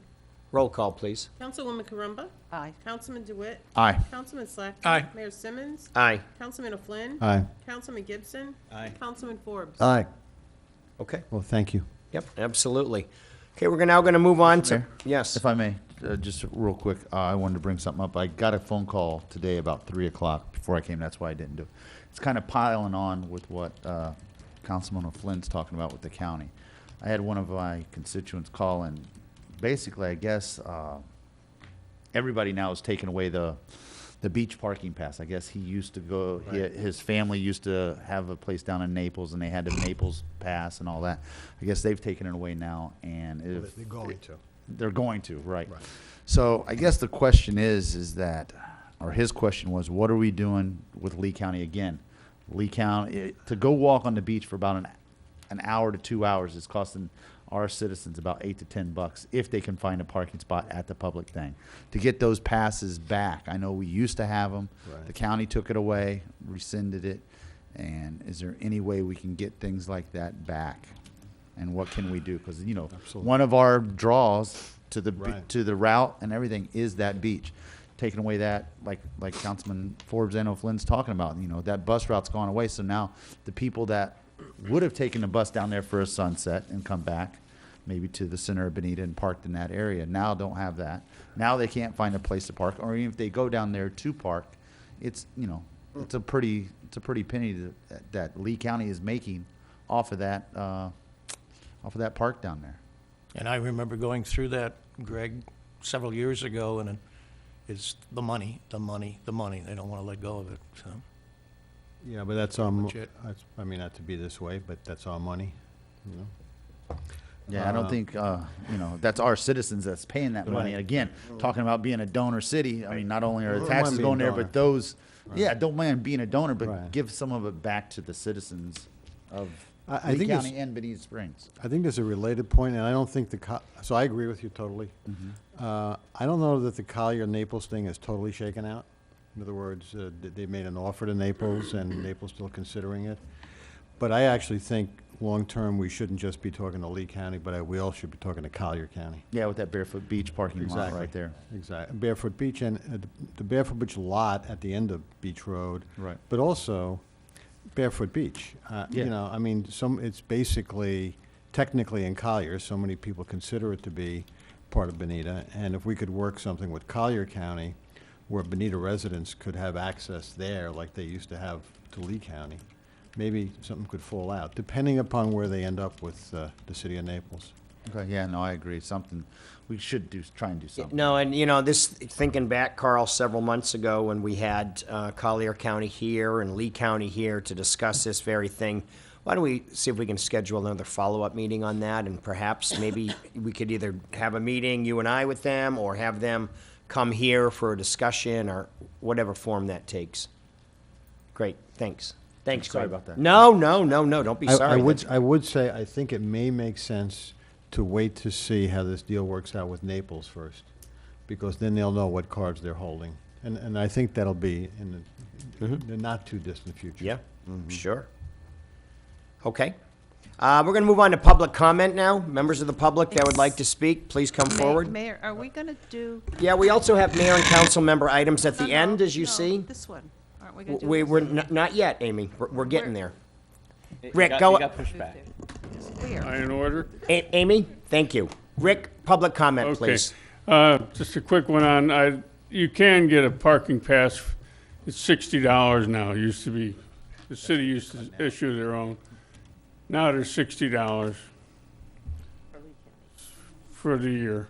So That's what they're getting rid of. they brought them back. They took them away, they brought them back. The problem Lee County has with, up on Fort Myers Beach.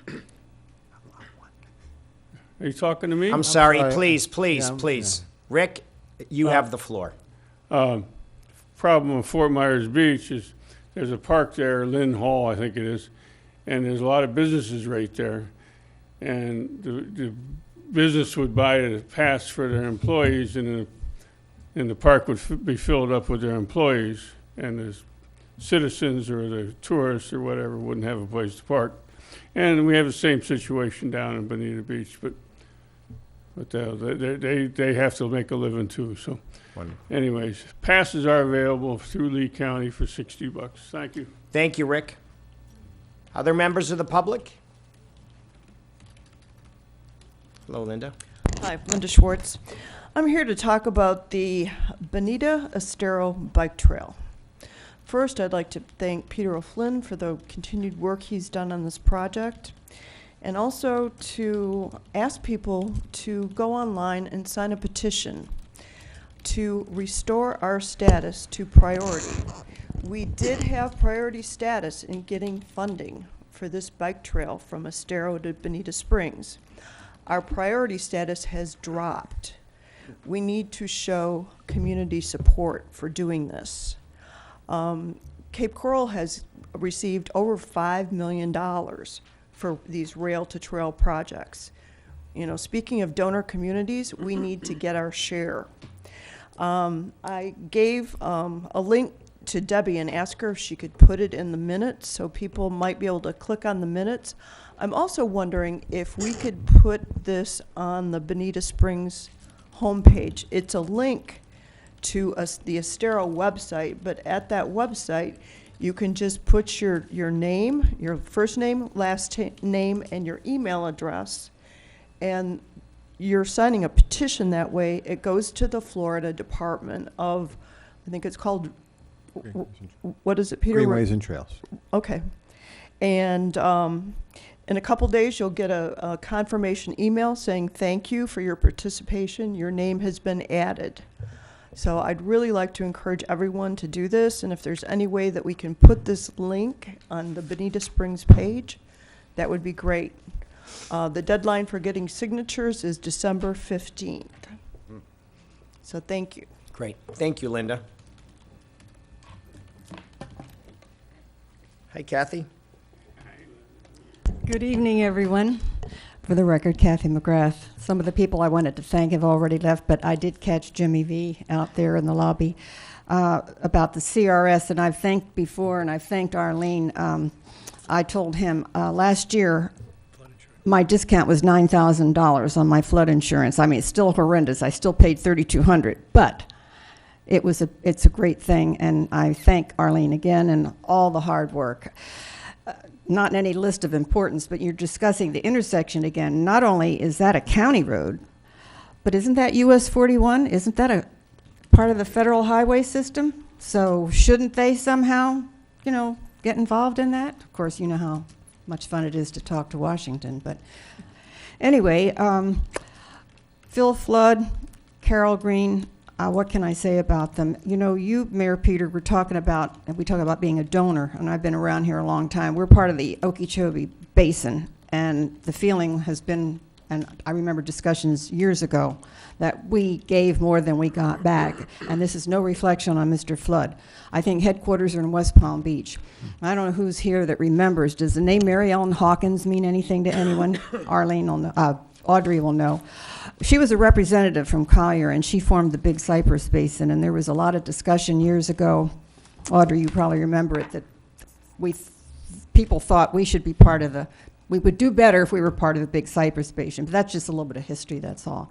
Now, about the parking, I'm not saying that Rick is wrong, but as far as I know, there is no parking pass that we can get to go to Bonita Beach.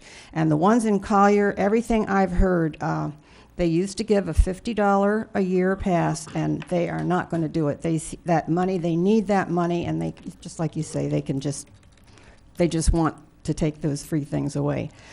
I have to say thank you for all the hard work that a lot of people did to pull off Riverfest. As you know, that was one of the things that we eliminated. As we cut the budget greatly, and I think the Special Events Committee did real good. The two people, they're not the only two, but John Payno and Martha Simons, I mean, in just a short period of time, and they really appreciated the money that you all gave them to kind of bridge the gap. And of course, the Imperial River Conservancy was very happy and proud to donate all the prize money for the paddlers. And Martha asked me to sell the T-shirts, which of course I did.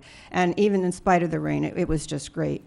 And that's another thing. I want to just talk about events for a little bit. I know we've all been trying very hard on the Special Events Committee. We've been told, we've had a lot of discussion about trying to get sponsors. And Mike you worked really hard. As a business person, aren't you asked a lot to donate? It seems, I'm not a great person asking people for money, but it seems like all the business people, they're always coming around. Can you give this? Can you donate that? So it's a difficult thing. So remember one thing. A lot of you, we live in nice areas, and we have amenities, and there are people in town that don't, and they look forward to these free events that are family friendly, and they can bring everyone. It doesn't cost a lot. So think about them too when you keep cutting away from these free events. Thank you very much. Great, thank you. Other members of the public? They would like to speak? Okay, seeing none, we're going to move. Oh, I'm sorry. No, I'm sorry. I did not see you. Please come on up, Laura. Hi, Laura. Looking at Audrey and not seeing you. Welcome. Hi, Laura Carr. I was just very happy to see that we thanked Monkey Man, and that's how he introduced himself when we were working. I was at the assisted care center for Bonita Springs. Nobody was there. The mayor showed up. He goes, "Let's go find people." And so we drove down to CVS. Then he sees somebody down the block, and the mayor goes down the block. And I'm like, "Where are you going? What are you doing?" and all of a sudden he's walking back, and then this guy is power walking next to him wearing just shorts. And I'm like, "Oh, somebody's after the mayor." I'm like, no, really, he is. And he catches up, and the mayor's talk comes over. We're moving 2 blocks down. And there was this assisted help going on from the neighborhood run by, Frank, he would only say Monkey Man, Frank Jimenez.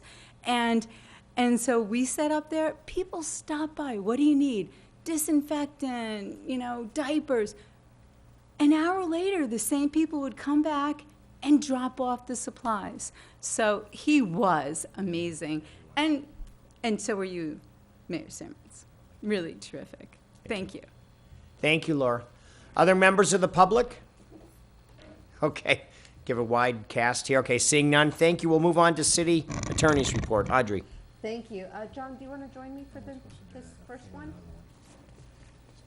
And the first item on the agenda, and it's kind of funny talking about zoning out, is dealing with dispensing facilities, otherwise known as medical marijuana treatment centers.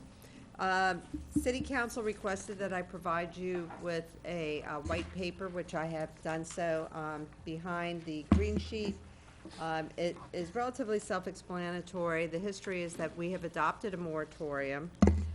The state statute, we had original plans of licensing and doing a regulatory type process, and son of a gun, Senate Bill 8A was adopted. It completely modified Florida statute section 381.986.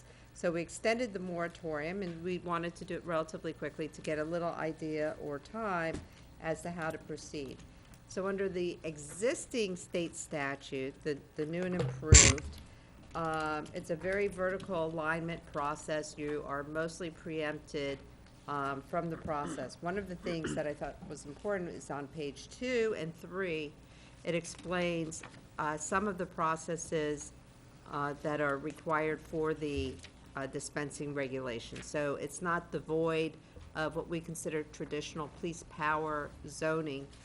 It's done by the state of Florida, but it does set up surveillance system, outdoor lighting systems, having at least 2 employees there, things that you would normally want to try to protect the process going forward if council decides to not put in any moratorium.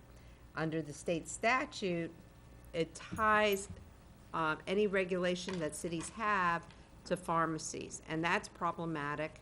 And we talked about this at a prior council meeting, but to remind council is that pharmacies, we really don't have in the land development code. We have drugstores, and pharmacies are a subset of the drugstore. It includes the term.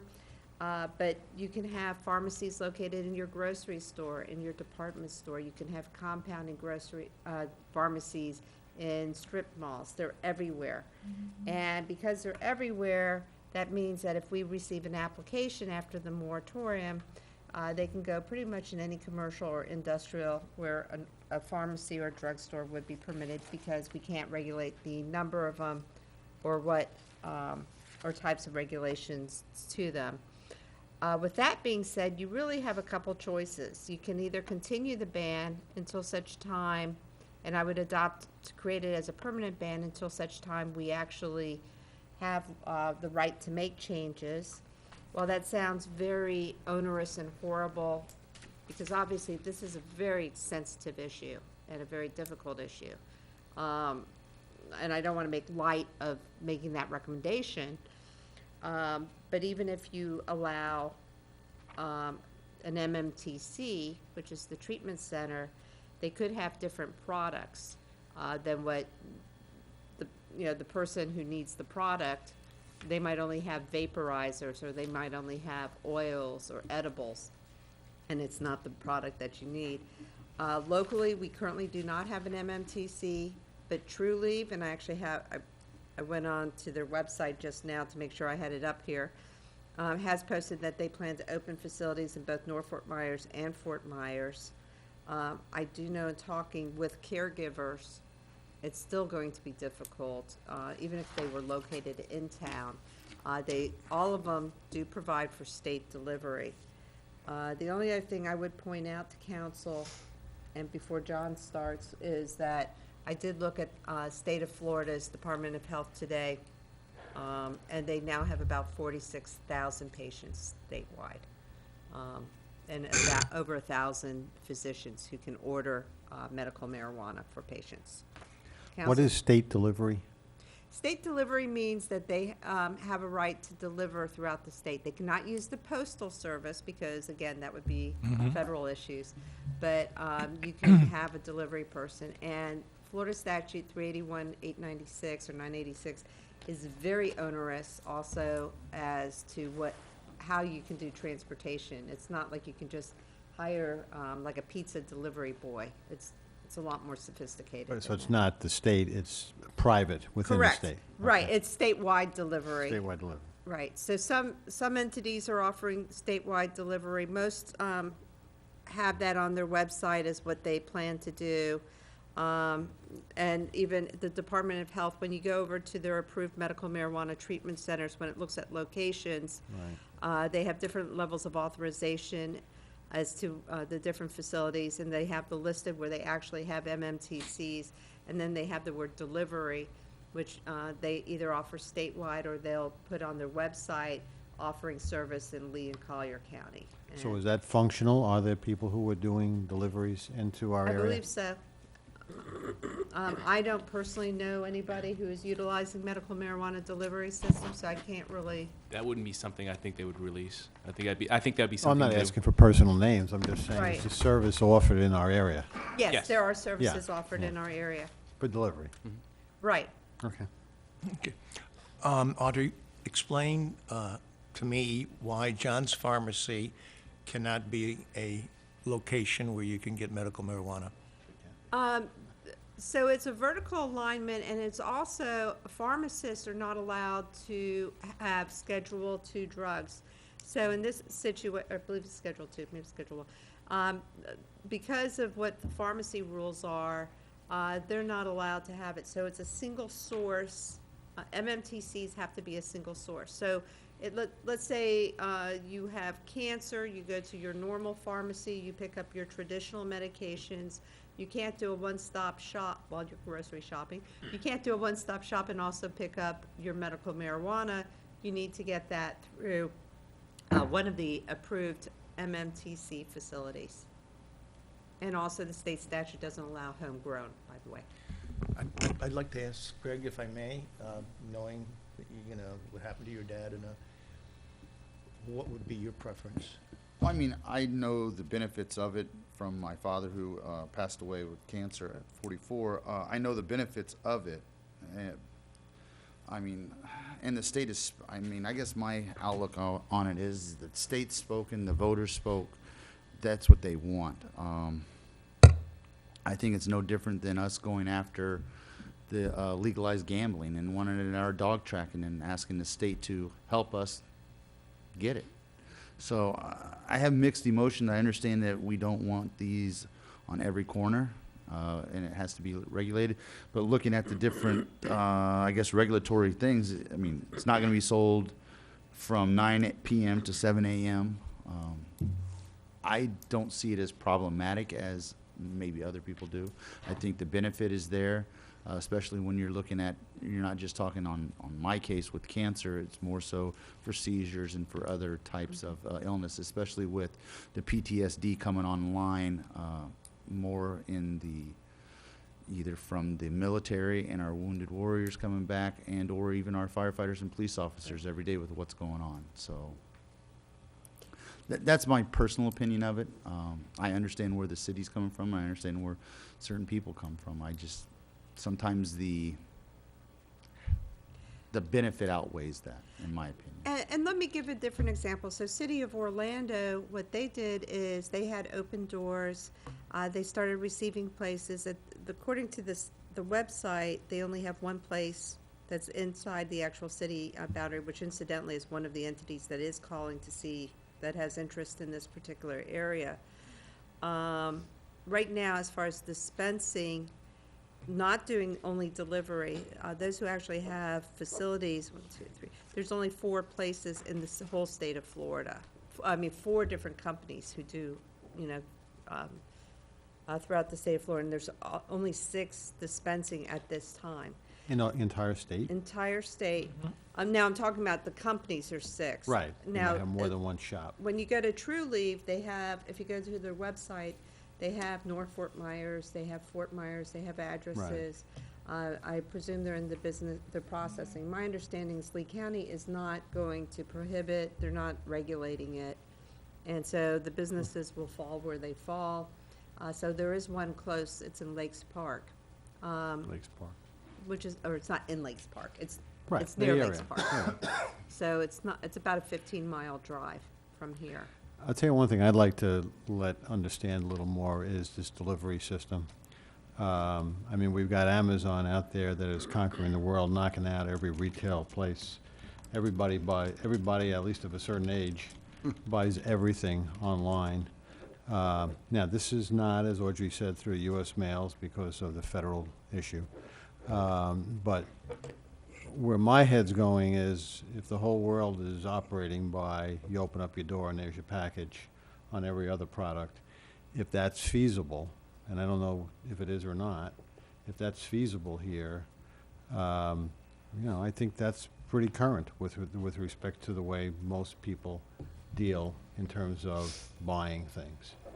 So my suggestion is, I don't know if there's a request to extend the moratorium or no. It's really, you have two things. How long, when does our moratorium The end? moratorium ends unfortunately March 2nd, Oh, all right, so what do 2018, we- but it takes me about a month or two to get Oh, okay. the ordinances in place. We can wait and see a little bit of time, but the legislature will convene in January and they'll Right. finish in later March. So If people are getting it by delivery, and we can wait and see and abide by our moratorium, and maybe the legislator will cure some of this stuff that happened, and keep that in front of us. But he may get an application March 2 or March 3, just Well, to be aware. Right, well, no, this is November, so I mean, Mhm. let's assume we'd be prepared.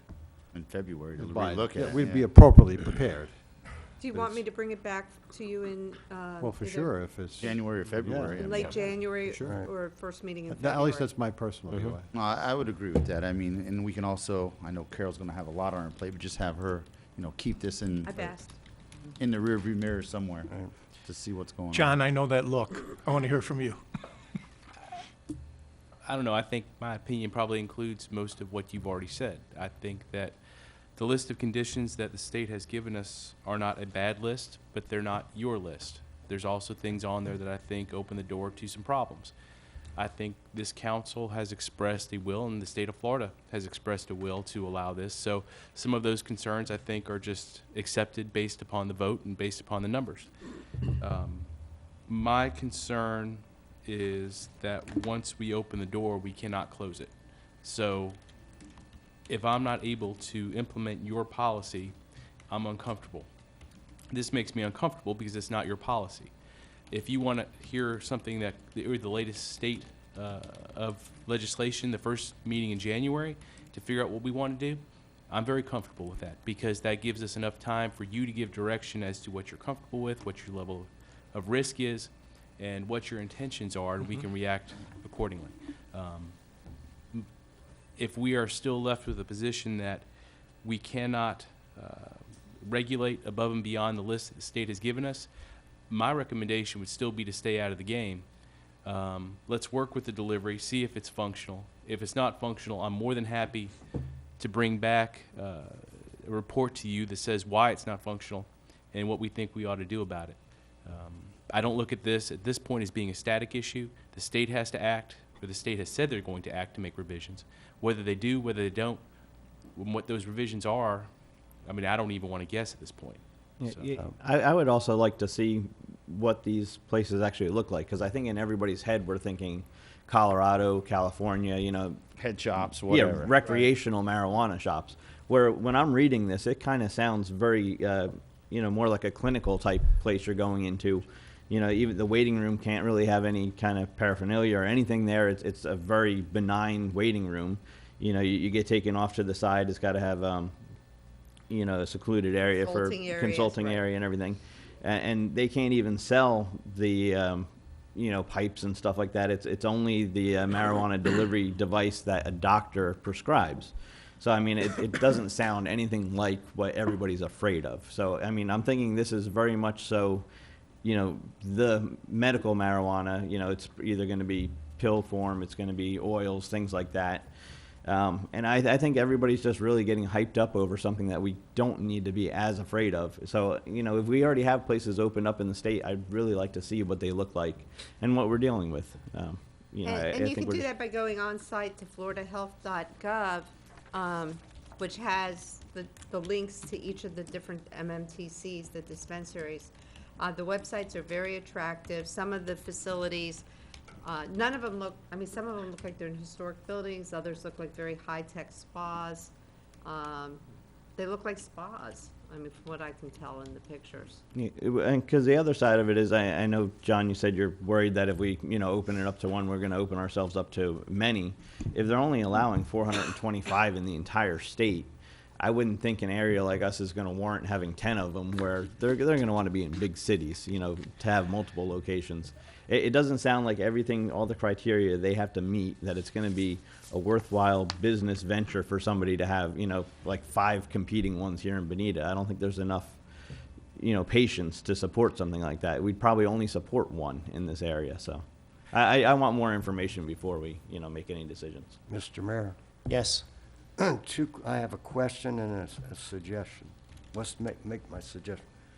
I think you need to wait to see how this transportation delivery works. And I think you need at least 7 or 8 or 9 or 10 months to know where you're at.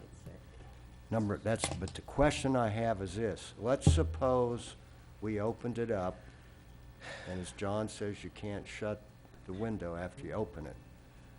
And let's suppose we get only 2 or 3 shops in Bonita, which I think is probably a good guess, maybe 2. Suppose next year, at the next session, not the one coming up, they say, we're going to permit in that medical marijuana the other kinds of marijuana that now you can't have. My guess is automatically those stores that you let come in will get to sell the other stuff too. I think, but I'm asking John, what do you think? I think that there's a lot of variables at play, but based on the scenario you're outlining, yes. But like I said, I don't know what the legislature's going to do. Well, if I knew I could that, make money in the stock market all exactly. the time. So. Based on the scenario you've outlined, you are correct. Okay. Let me jump in here. This is a very important discussion. It's going to mold our future. Is it time sensitive? Yes, but not tonight. Right. Council asked for me to bring it back earlier, obviously before the hurricane. And so I did want to bring it back before the moratorium expired. Late January, early February. And that We sounds still got a fine. lot to cover tonight. I just don't think it's that time sensitive. It's important, but it is not time sensitive. That's fine. If it pleases you, would the first meeting in January be appropriate? Because I think that would give us enough time to have a discussion and then react. Fine. And I would just have one question. What I have some concern about is if, like, for example, Estero or Collier County have, do not allow it, and then we're the ones, do you think we should have like sort of a regional outlook for this also, when we finally decide what we're going to do? So some cooperative action between the other communities? We have had discussions with the Village of Estero just on that topic, because what we're doing impacts them and vice versa. Exactly. Mm-hmm. Okay. Great. And I'm in favor of just postponing until. Thank you, Council. Audrey? Okay, so the next item is just a matter of housekeeping. Is to approve the resolution evidencing your action taken on October 4th when City Council denied the petition that was filed by Pavis Law Firm on behalf of the applicant BG Mine LLC for contraction of real property. This just reiterates your findings and basis. As what was mentioned in the earlier green sheet, during the public hearing, the green sheet, you are required under state statute to actually provide in writing, with specificity, in writing, what was the basis of your decision. I was drafting the actual resolution during the course of the public hearing, and it was a legislative public hearing, so I want to address that really quickly. This just sets up the findings pursuant to that. If Florida statute section 171.051 is applicable, it's debatable whether or not it's even applicable. And that was an argument that was presented by Mr. Theriak. Ms. Montgomery made some issues. I did provide a copy of this. I don't think it serves the city's any purpose to really discuss her letter in its entirety. I do want to point out, I did send her a letter saying that, one, I apologized during the hearing that I didn't provide her the actual notice where I had sent letters to her each other time, and that was just human error. And the second part of it is I agreed to disagree. The resolution, it was made very clear to the parties way beforehand, it was a legislative process. It is not a quasi-judicial. So when you're in legislative, you do not have ex parte. So anything where she's talking of ex parte should be disregarded. I would move to approve. Second. Been a motion and a second. Further discussion? Roll call, please. Councilman DeWitt. Aye. Councilman Slakta. Aye. Mayor Simmons. Aye. Councilman O'Flynn. Aye. Councilman Gibson. Aye. Councilman Forbes. Aye. Councilwoman Caramba. Aye. Okay. I just wanted to say thank you, Audrey, for your work on that matter. Thank you, sir. The next item is another housekeeping. We have a hearing examiner. I'll be in front of him tomorrow, deciding code enforcement cases. His contract is going to be up on January 31st, 2018. Can't do it under Carl's. Routinely, we go forward and we just continue it for another 3 years. There has been no problems with the hearing examiner. Council's call if you want to do that, or if you prefer to go and have a request for a proposal for new hearing examiners, which would take about that amount of time to create that process, and that would be something council would select the hearing examiner. Are we happy with the hearing examiner? We haven't had any major issues. I mean, I don't think, we occasionally have cases where, I mean, it'd be worth it to watch a few cases. We do not televise, and I think it would be bad to televise the cases, but. I found him to be very fair. Sorry. Chris Campbell, City of Bonita Springs, Neighborhood Service Acting Supervisor. I found him to be very fair and balanced in overseeing the cases. And he's also been very flexible with us as far as reducing costs and the amount of hearings and identifying efficiencies in recording. So yes, I would say we're very happy. And I'd say keep him. Okay. If I could have council to vote, I'll bring a contract Second. back to you.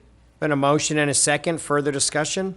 Roll call, please. Councilman Slakta. Aye. Fred, sorry, further discussion. Well, yeah, Chris, you're saying we have this guy, but we have had almost no cases, right? No, we have cases quarterly. How often do we have them? Quarterly. I mean, how many cases? Quarterly. Yeah, quarterly. We're getting punchy. 25. Yeah, I would Is that say a quarter? roughly 25. I mean, it's not just new cases. There's also the cases we bring back for imposition of fines. And Mowing, special assessments. and our special assessment We just cases. modified trespass, so where we need to have, if Parks and Recreation, we trespass somebody and they decide to appeal the trespass, it goes to him because we're able to exhaust administrative remedies before going to court by having that system set up. So we do need a hearing examiner. The issue is really, and you haven't heard complaints, so you're probably fine. But I didn't want to be presumptuous and say, council, here it is. Here's my thoughts for what it's worth. Renew, but renew for a year, and then bring back to council ways that we can be more, we can have more enforcement, because, and Frank Cassidy stood where you were and said we were doing great. And that, I didn't agree with that then, and we got a new man, and I would like to see things better in some of these areas where we have, if we have to change ordinances to do it, which is what I wanted to do then, let's do it. But, so let's only renew it for a year. That gives us a year to see what we want to do. Yeah. Okay. So do we need to amend, just approve for a year? We renew current hearing examiner for one additional year. Sure. And, I'll bring back anything to you sometime in the, before the expirations for further direction at that time. Okay. There's been an amended motion and an amended second. Any amended discussion? Roll call, please. Councilman Slakta. Aye. Mayor Simmons. Aye. Councilman O'Flynn. Aye. Councilman Gibson. Aye. Councilman Forbes. Aye. Councilwoman Caramba. Aye. Councilman DeWitt. Great. Punchy or what? Audrey, anything else? The only other thing is just to I said it briefly, but New Parklands, I want to point out, we have concluded all of the litigation in New Parklands. Just for council's memory, some of that dealt with originally the administrative appeal. Then there was a writ of mandamus based on a letter that Mr. Smith in Development Services, our city engineer, sent out. They filed a different lawsuit on that basis. We dealt with a declaratory action, a writ of certiorari, and a second DCA case. Right. So I am very happy to say they have decided not to continue on with litigation, and hopefully, like the article I sent you earlier today that Councilmember Karumba and I had talked about previously, learning to be a little pliable or amenable to working with stakeholders and people. Right. Thank you, Audrey. City Manager's report, Carl. And I see we obviously moved up the legislative priorities, but, Yes, sir. I have Yep. no report tonight. Thank you, sir. okay. And I just, not that this is under that, but the special event permitting, we just kind of had a discussion that we could possibly move to table this for another meeting. We'll reschedule it, sir. We'll reschedule it. Wonderful. Thank you very much. Arlene? And- Okay, great. We're going to move on to mayor and council members' report. Amy? I just have a couple of reports. First of all, I want to recognize the events in New York City and offer my support to all the people there, having experienced, not personally, but through a relative 9/11. I think it's just a tragedy that that city was hit again. And then I just want to tell you a couple of things that I've been involved with. I spoke with Arlene because I noticed, I don't know if you noticed, but I noticed all the white rocks that now have appeared along Bonita Beach Road on the edges of the median. And I said, well, where the heck are these coming from? Because they seem to me out of place. And my discussion with Arlene was that I didn't think they fit the Bonita Beach Road vision. And we just started a discussion, and she's going to try to follow up on it in regard to engaging the county, because they are responsible for it. If we could get some input into how they landscape along our roads. And I don't know what's going to come of it, but I personally don't like it, and maybe you all like it, but that's the initiative that I took. I really question how they even got there. I'm concerned about the maintenance, and I just think it's totally inappropriate for our vision. We had in our vision study the landscape suggestions, so I would hope that we could get some input there. And the next thing that I did is that Arlene and I are meeting with Tiffany Esposito because I was interested in getting a business perspective on the effect of Irma, and then also when I attended a Horizon Council meeting this week, and I was made aware of the fact that a subcommittee of the Horizon Council is financing a housing study for all of Lee County. And in fact, they're paying for part of it. And when I asked, what kind of input individuals would have, like us, cities would have, because I mentioned the whole home rule basics, they said that Tiffany had been in discussions with this subcommittee, and that they did outreach through like the local chambers of commerce. So I want to meet with Tiffany to see what that discussion was, because I don't know what the discussion was, and I just thought I would like to know what's happening there. And also it was in subsequent conversations with some of the other Horizon Council members, I was made aware, which you probably already know, that Lee County is doing a stormwater management kind of or a study also, and they're trying to come up with projects to mitigate some of it. And I think that we need to somehow get integrated with that too, but that's through the Lee County.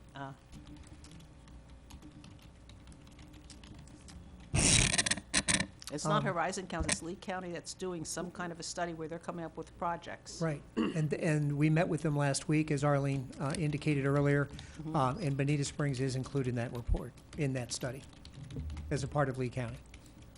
But how is that going to be integrated with the work that we're doing? That was my question. Yes, coordination's very important, and the county's concerned that they don't want to be duplicating efforts, they don't want to be stepping on our toes either.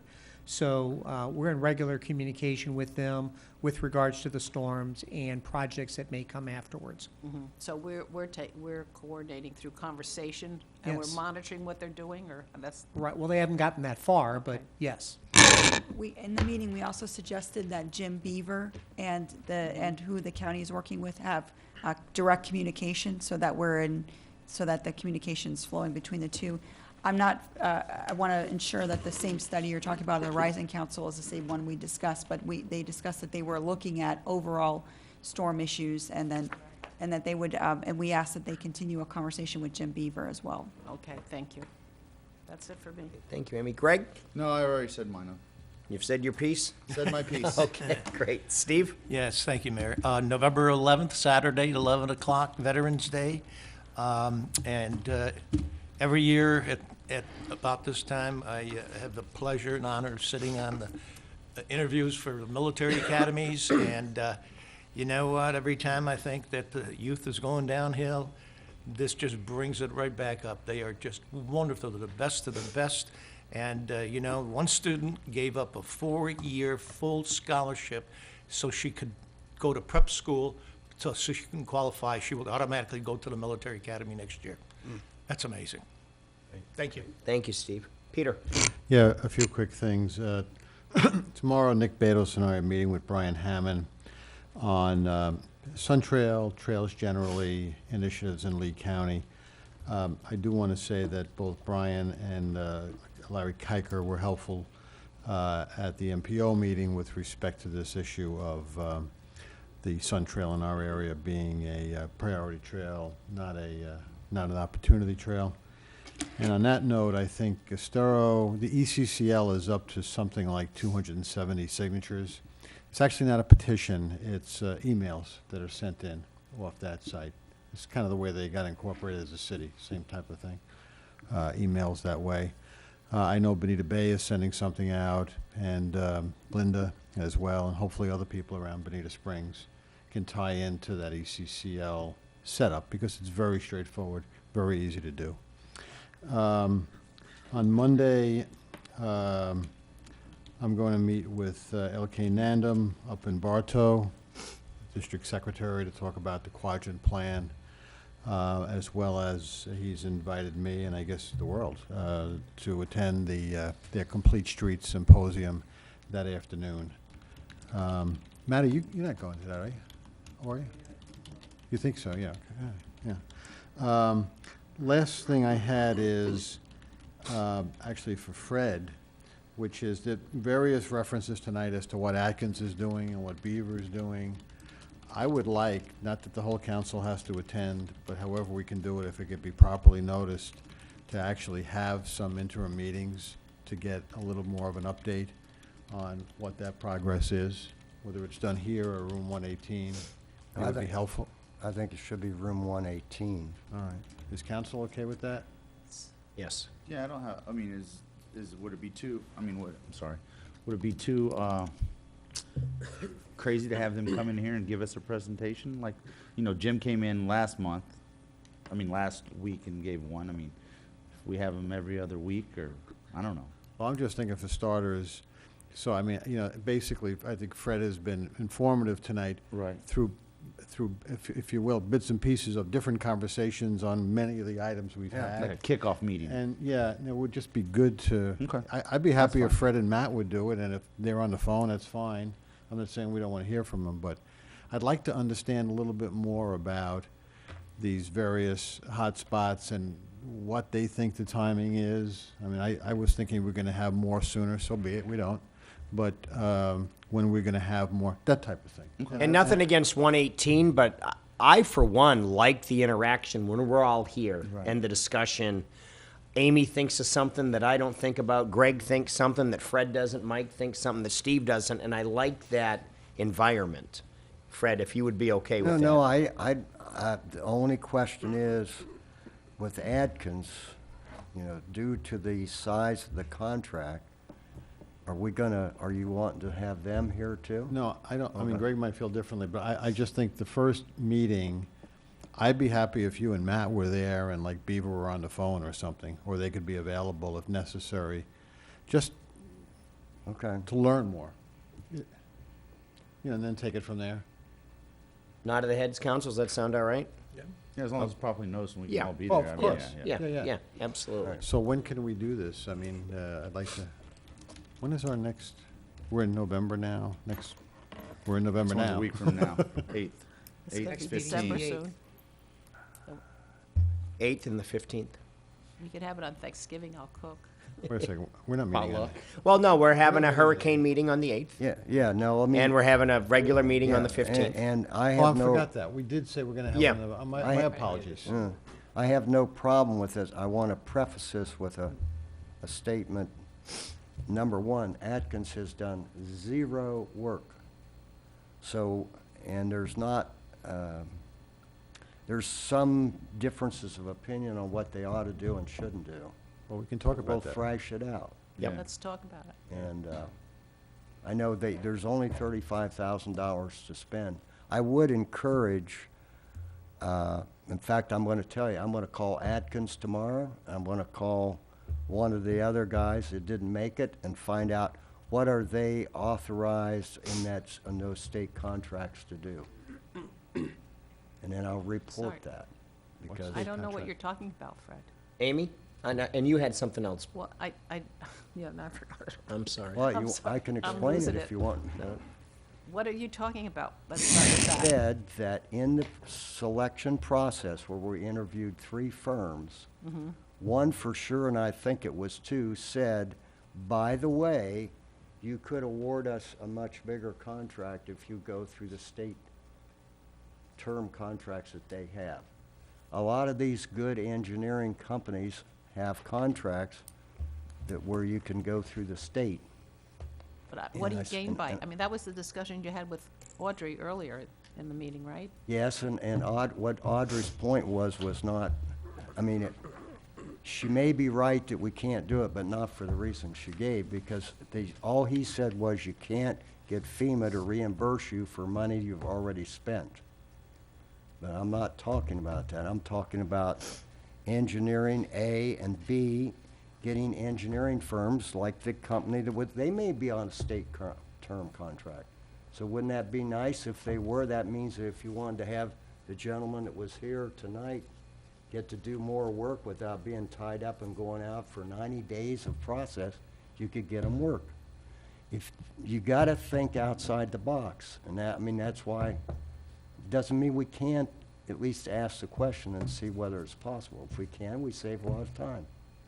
But for I think that's an interesting point, but for next Wednesday, the focus is gonna be on exactly what we've looked at, and no one's expecting everything's supposed to have been done. All right.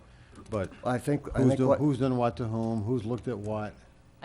That was my point that I was going to make, is that I spent a good bit of time trying to go through all the things that we've done lately. Right. And making a list of all of them and who was doing what. And I was surprised how many things were there.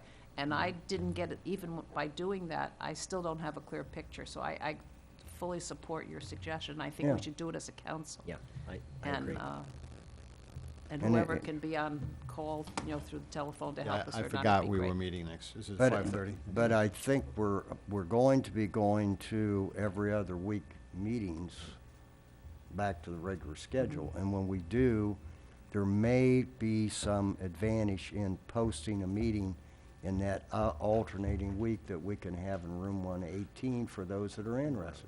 Doesn't mean you have to show up. But if I'm there and Matt's there, nobody shows up, we go home. If somebody comes in, we talk a little bit, and we go home. The reason I'm pushing this is, I'm just working backwards from where Von Riddlen was talking about, what the conversations I've had with Arlene. And at some point, this huge ship full of money is gonna be sailing. And I wanna make sure we've got Right, and bunks, berths, seats. Right. And I would support at the same meeting, we discuss more about what all we're doing to make sure that all of us know what's going on. Exactly. With all of us working independently, kind of I think we're all saying the same We're all thing. trying to get in the same sugar bowl. Right. And let's do it organized. More Right. organized we are, the better chance. You we know, have absolutely. to make Whether it the hit. chairs are lined up vertically or horizontally, I think we're saying the same thing. Or we have single or double loaded. Right, right, that's exactly right. So, forward march, team. Mike? Right. I wanted to say thank you to Alana for always reminding me when the time changes. I got her email Yeah. today. And hopefully I'll see everybody at the gala tomorrow night for the third annual film festival. So I'm going to be at New Horizons. Oh yeah, fourth annual. Yeah, fourth. A lot going So, on tomorrow night. Not to steal Kathy's thunder. I hope she comes up and talks about it still. But. Right. Thank you, Mike. Fred? One question for Mike to help me clarify. What time is, what's the earliest you can go to the gala and leave, or the latest you can get there from another engagement? I forget exactly what time it starts. It's I got an email. 6:45 is. That's when you can go into the theater, Yeah, right? Yeah. right. Yeah, I know the outside part starts earlier, but 6. is that right, Kathy? And what Yeah, were the 6:45. times again? 6:45 is when you go into the theater. 6:45, okay. So later All than right. that, you wouldn't be able to get in. Got it, okay. Fred? Yeah, I have a suggestion here on something I've brought up numerous times. And it's again trying to think outside the box a little bit so we can be, I'm assuming that for the long, often talked about and said we need the impact fee study, that's gonna have to be advertised. Is that correct, Audrey? It can't be a sole source. Or can it be? It's not an engineer, it's an accountant. I believe that does come under an that's one of those specialized, that probably does come under, it doesn't need a CCNA. So is that, no, it doesn't, we can go out to who we want, or do we have to advertise it and select from a list of the most qualified? Let me check with Ann, but let me just look real quick at the finance code, and I'm pretty sure that falls under an exemption. Or we could go sole source. There's more Not a than one sole company, source. so. There's more than one. Sole sources, you can only get it from one place. Right, I mean, in the past, I believe we've always used Duncan and Associates, which it had made sense because Lee County also used Duncan and Associates in a lot of the calculations, and they also do the fire. Yeah. And they're doing one in February. Fire January or or- February. The county is doing one. They're a big name firm in Yeah. that particular There's only, type of study. right, there's. No, I meant the they do county's doing an Tyndale impact fee Oliver. study Yes. in January or Right. February. They have to have it done by March. Right, you can hire, we have an exempt, if it's impractical by award by competitive building, exempt from the bidding provisions for certain purchases and contracts, which would be professional services of attorneys, physicians, consultants for services other than capital improvement projects. And this is basically accountants that do the calculations for the impact fees. They're not governed under the CCNA or other statutory requirements, so you can go ahead and hire somebody without following that process. Okay. So when do we think we can get our thing going? Because we've only, remember, I've made the point, the longer we wait, it takes about a year or so to do it once you get it going. So every month we give up is a month of the impact fees staying where they're at now. Council? Well, we've agreed twice that we want to do it right away. I'm just saying, why don't we do it then? Let's do it. There you go. We had a little Good. storm. We had this little rainstorm called Irma come by. That's why we. Well, had, no, I understand the rainstorm delayed everything. Yeah, We even so- didn't have a 9/11 ceremony that I know Yeah. of because, Well, we voted to do it? yeah, we Oh, did. well. I Let's guess do it. that's going to do it. Okay. Yeah, whenever the staff. I mean, I hate to say it. Whenever Is staff it- gets around, I mean, Is it budgeted? yeah, it's budgeted. Yes? or Carl, you're no? looking like, I'm not sure it's budgeted. How much money are we talking about? I don't know. I would $3.25. rather look into Do this some a little research bit and more see. before we start saying things out here in public, so.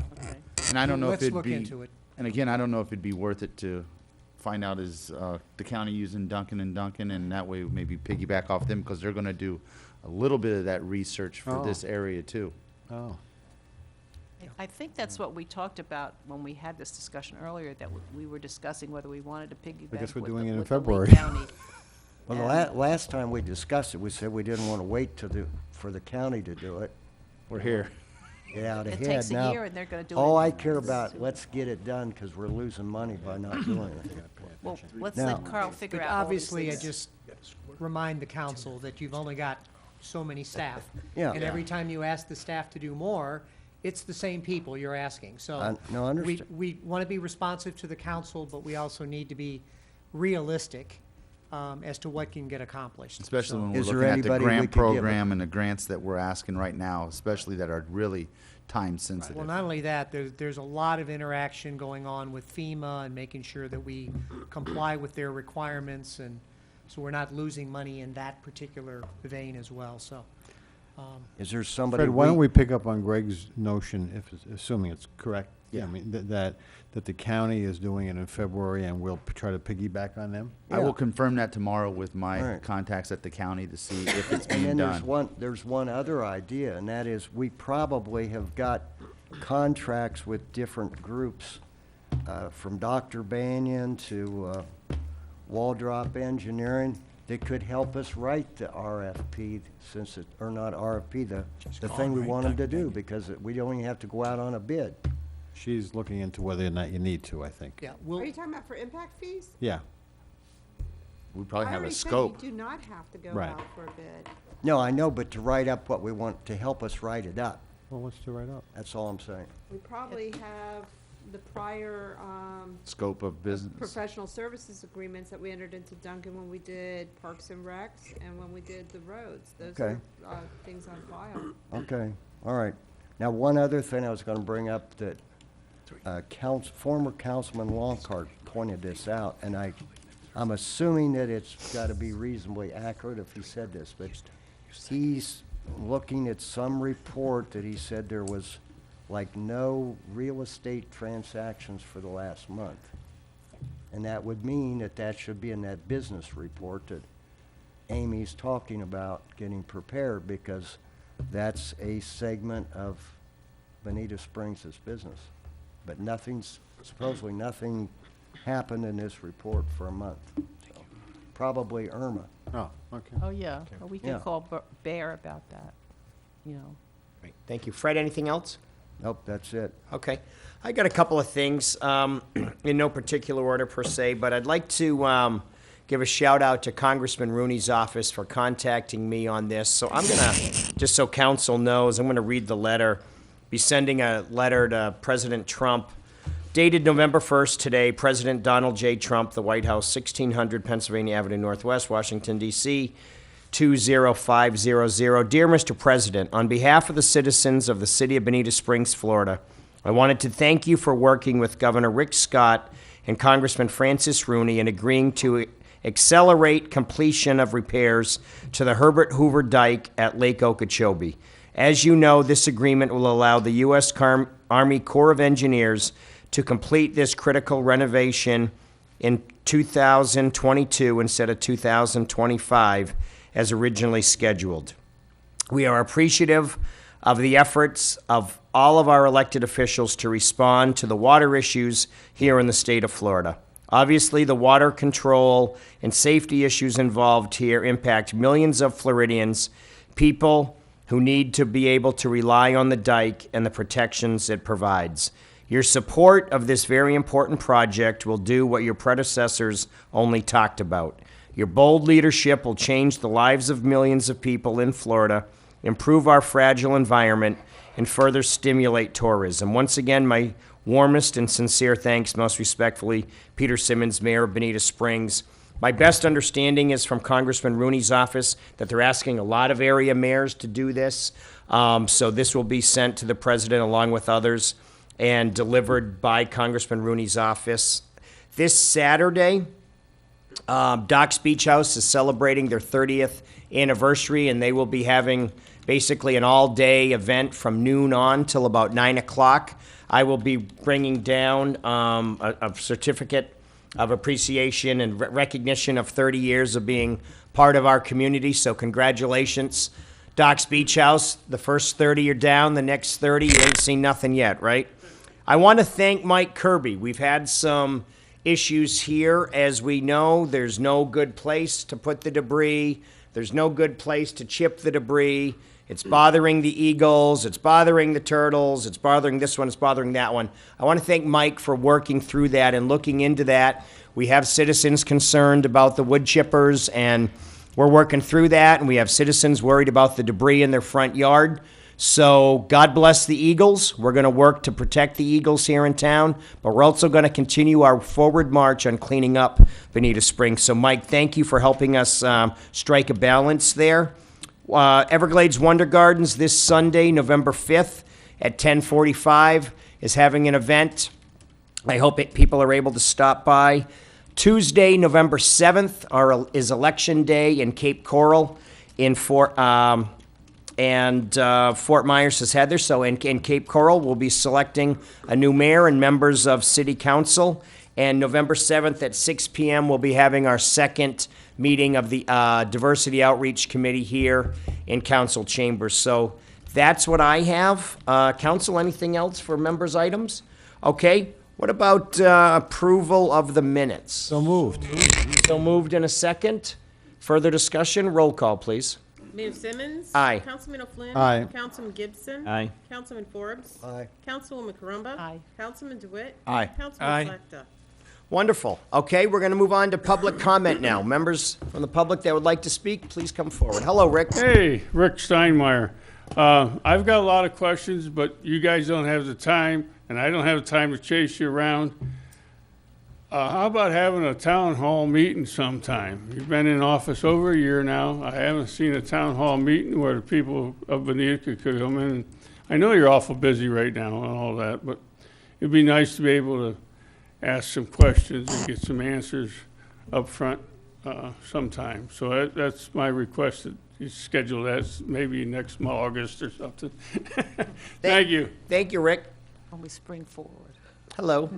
Very quickly, for the record, Kathy McGrath, I got sidetracked before, and I never did get a chance to say what I wanted to say about Carol Green. What an asset she is. She always knows exactly what you should do, how you should do it, points you in the right direction. She is worth her weight gold. Now, as far as tomorrow night's gala, it's the 4th, not the 3rd. It's the 4th. And we're looking forward to a wonderful, wonderful time. Actually starts at 6, but Antonio wants to open the auditorium or the movie theater we're in at 6:45 because, each year we learn, and it was awfully long last year. Of course, he proposed to his love. That delayed it a little bit, but we hope to see you there. Wonderful. Thank you very much. Good night. Thank you. Other members of the public? Okay, seeing none, motion to adjourn? So moved. We are adjourned. Thank you, everybody. Good night. Good night.